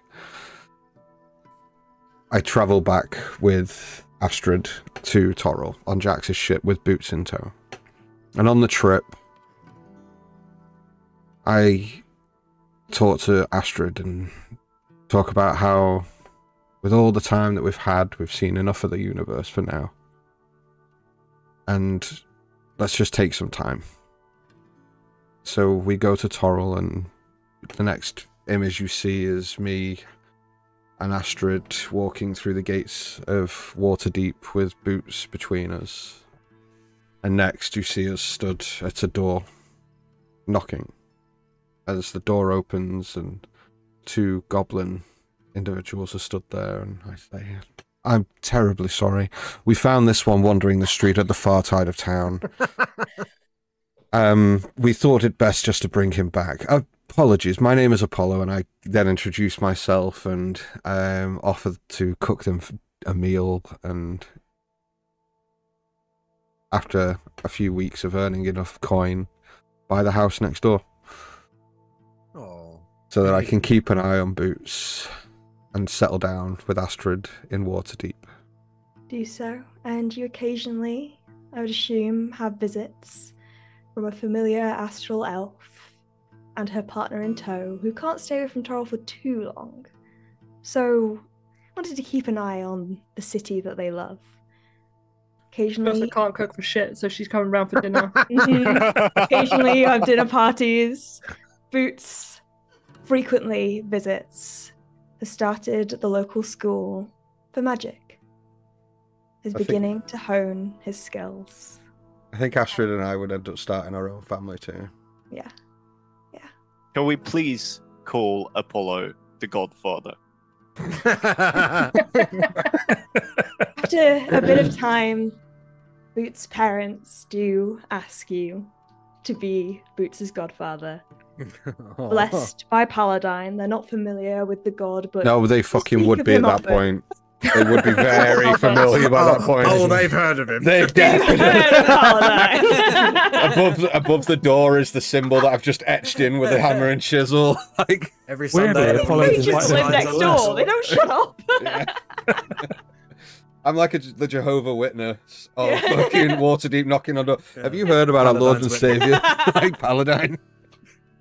And you do so, and you eventually settle down, and Boots studies extremely hard. And occasionally, Saith will come visit from the SpellJammer Academy itself to check on Boots' progress, to occasionally give him additional worksheets. And they become kind of a estranged mentor, in a sense. And the offer of a job on the SpellJammer Academy, should Boots ever wish for it, is always on the table. But now, we come to Gia. Mm-hmm. With a trusty automaton sidekick at your side. What does Gio do? So, sort of everyone will have noticed that there's been a very tranquil calm that's just been across Geo the entire time. Ever since he woke back up from being connected, he's been very dreamy. It's weird, like he's not been particularly forthright or aggressive or anything like that. He's just been there, just sort of happy, sort of kind of weirdly mellow. As everyone leaves and he sort of gives hugs and promises of seeing them again, he seems away a little bit and retreats to the library of the Spelljammer Academy. And he just sort of runs his hands across books, wanting to take one, but realizing that nothing in these books holds any significance to him. Nothing. There is no more knowledge to be taken. There is nothing I really need to learn now. I know what to do. And as he sort of starts gathering scraps of paper, Rory, sort of being as close as you would just see him sort of, I do remember the spell, yes, I can. No, it's doable. Am I crazy? No, of course I'm not. And he's just, for hours, just at a time, just constantly muttering to himself, walking between shelves, picking up something, putting it straight back, moving something to somewhere else, just absent-mindedly walking through text after text, and then starts at a table. And you just see him draw a spell circle, and then another one on these sheets, and he's sort of like laid sheets out together, and he's just drawing these huge spell circles, inciting all the right arcane runes and things, and putting it together, and he just stands across the table and looks and goes, this is it. I could actually do it, you know. Oh, do you know what this means? Do you know what we could do? So Rory, now with his kind of time powers,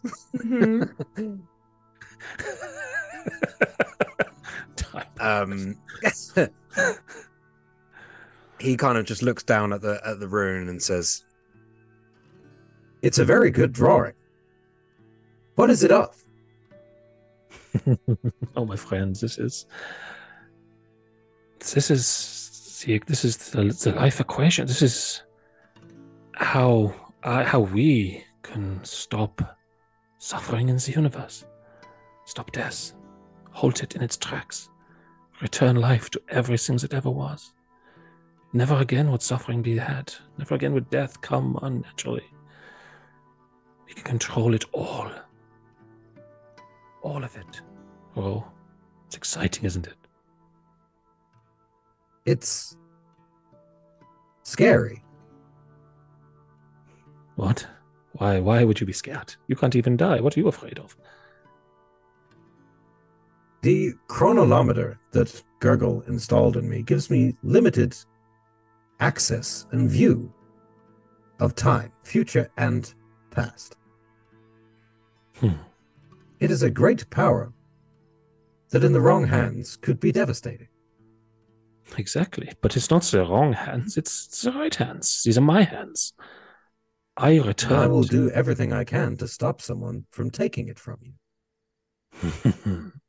But you are indeed a good what friend. we've learned from this adventure is sometimes I can't protect you.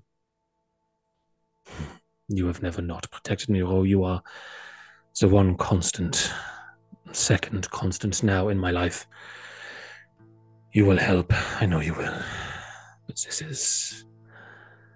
this is huge.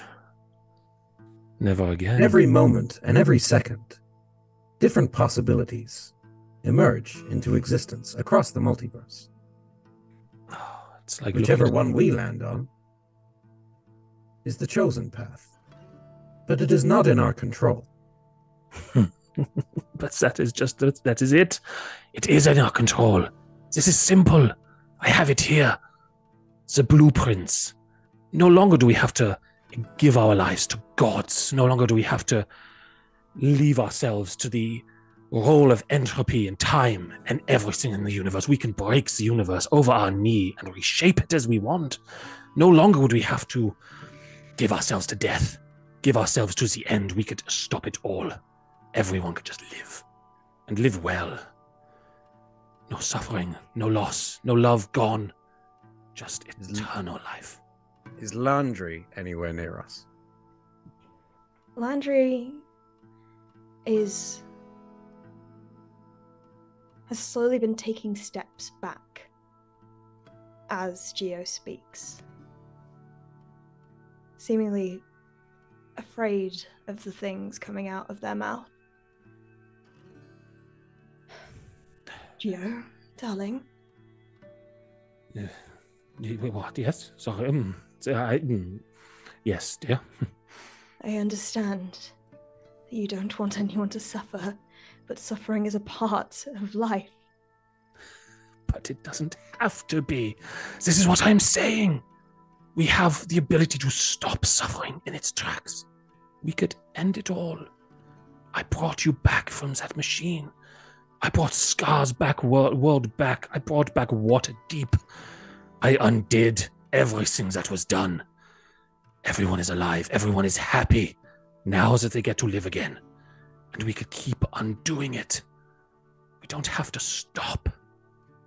We could be so much better. The suffering, the sadness, the emotions, and the death of mortal people is what separates them from machines and programs like myself. If I had what you have made attempts to give me, I would not want to lose it. Why? Why would you not want to lose it? Why would you not want to?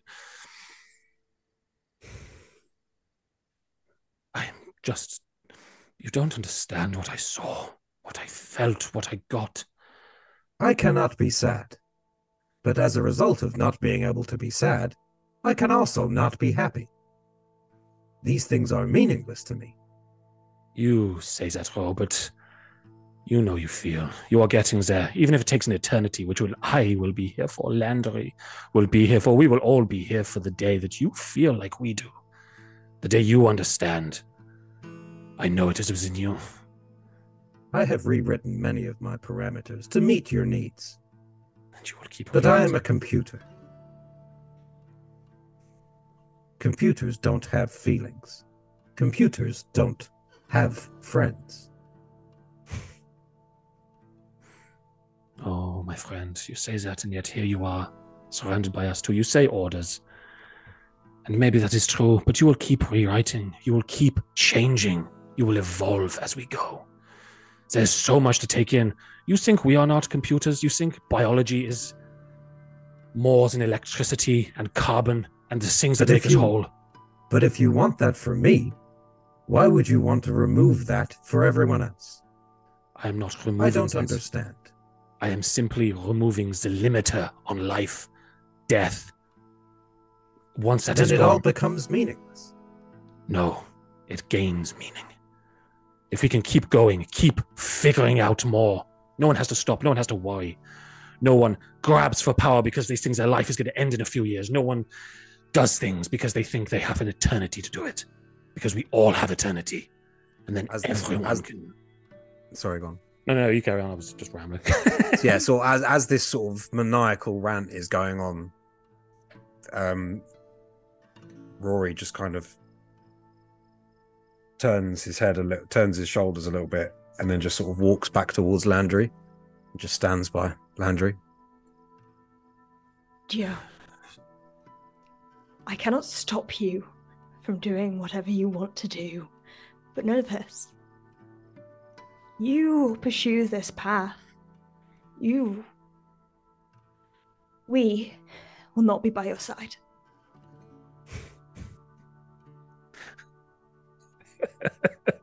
Of course you won't be. Why would you not want an eternity of life? Why would you not want to spend it with me? Why would you not want to do this? Of course, this is just crazy. I want a life with you, Geo. I do not want an eternity. Nobody wants an eternity. Eternity, the common day things, as Rory has rightly said, become nothing. Fleeting joys, there will be no such thing because there will be no suffering to compare it to. There will be no sadness to compare it to. Life needs to end for new things to be born. Things do not stop being born because life continues. We can just continue the life of everyone else and things can keep coming in on top of it. It doesn't stop. The small things just mean more. The little moments extend for an eternity. I will. Do you not see what I'm trying to do? Do you not get it? Am I so far beyond scope? During this kind of pleading, Landry looks at you, Rory, and holds out a hand. And gives you Rory a grabs the nod hand. and leaves. And Geo, you are left. It takes you a moment to realize that they have gone. But you have at your disposal so much potential. Oh, small minds don't understand the bigger scope. I can do everything. I can take what I want, and I'm going to. You will understand me, Landry.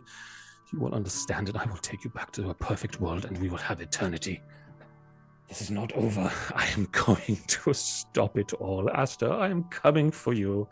I am coming for everything.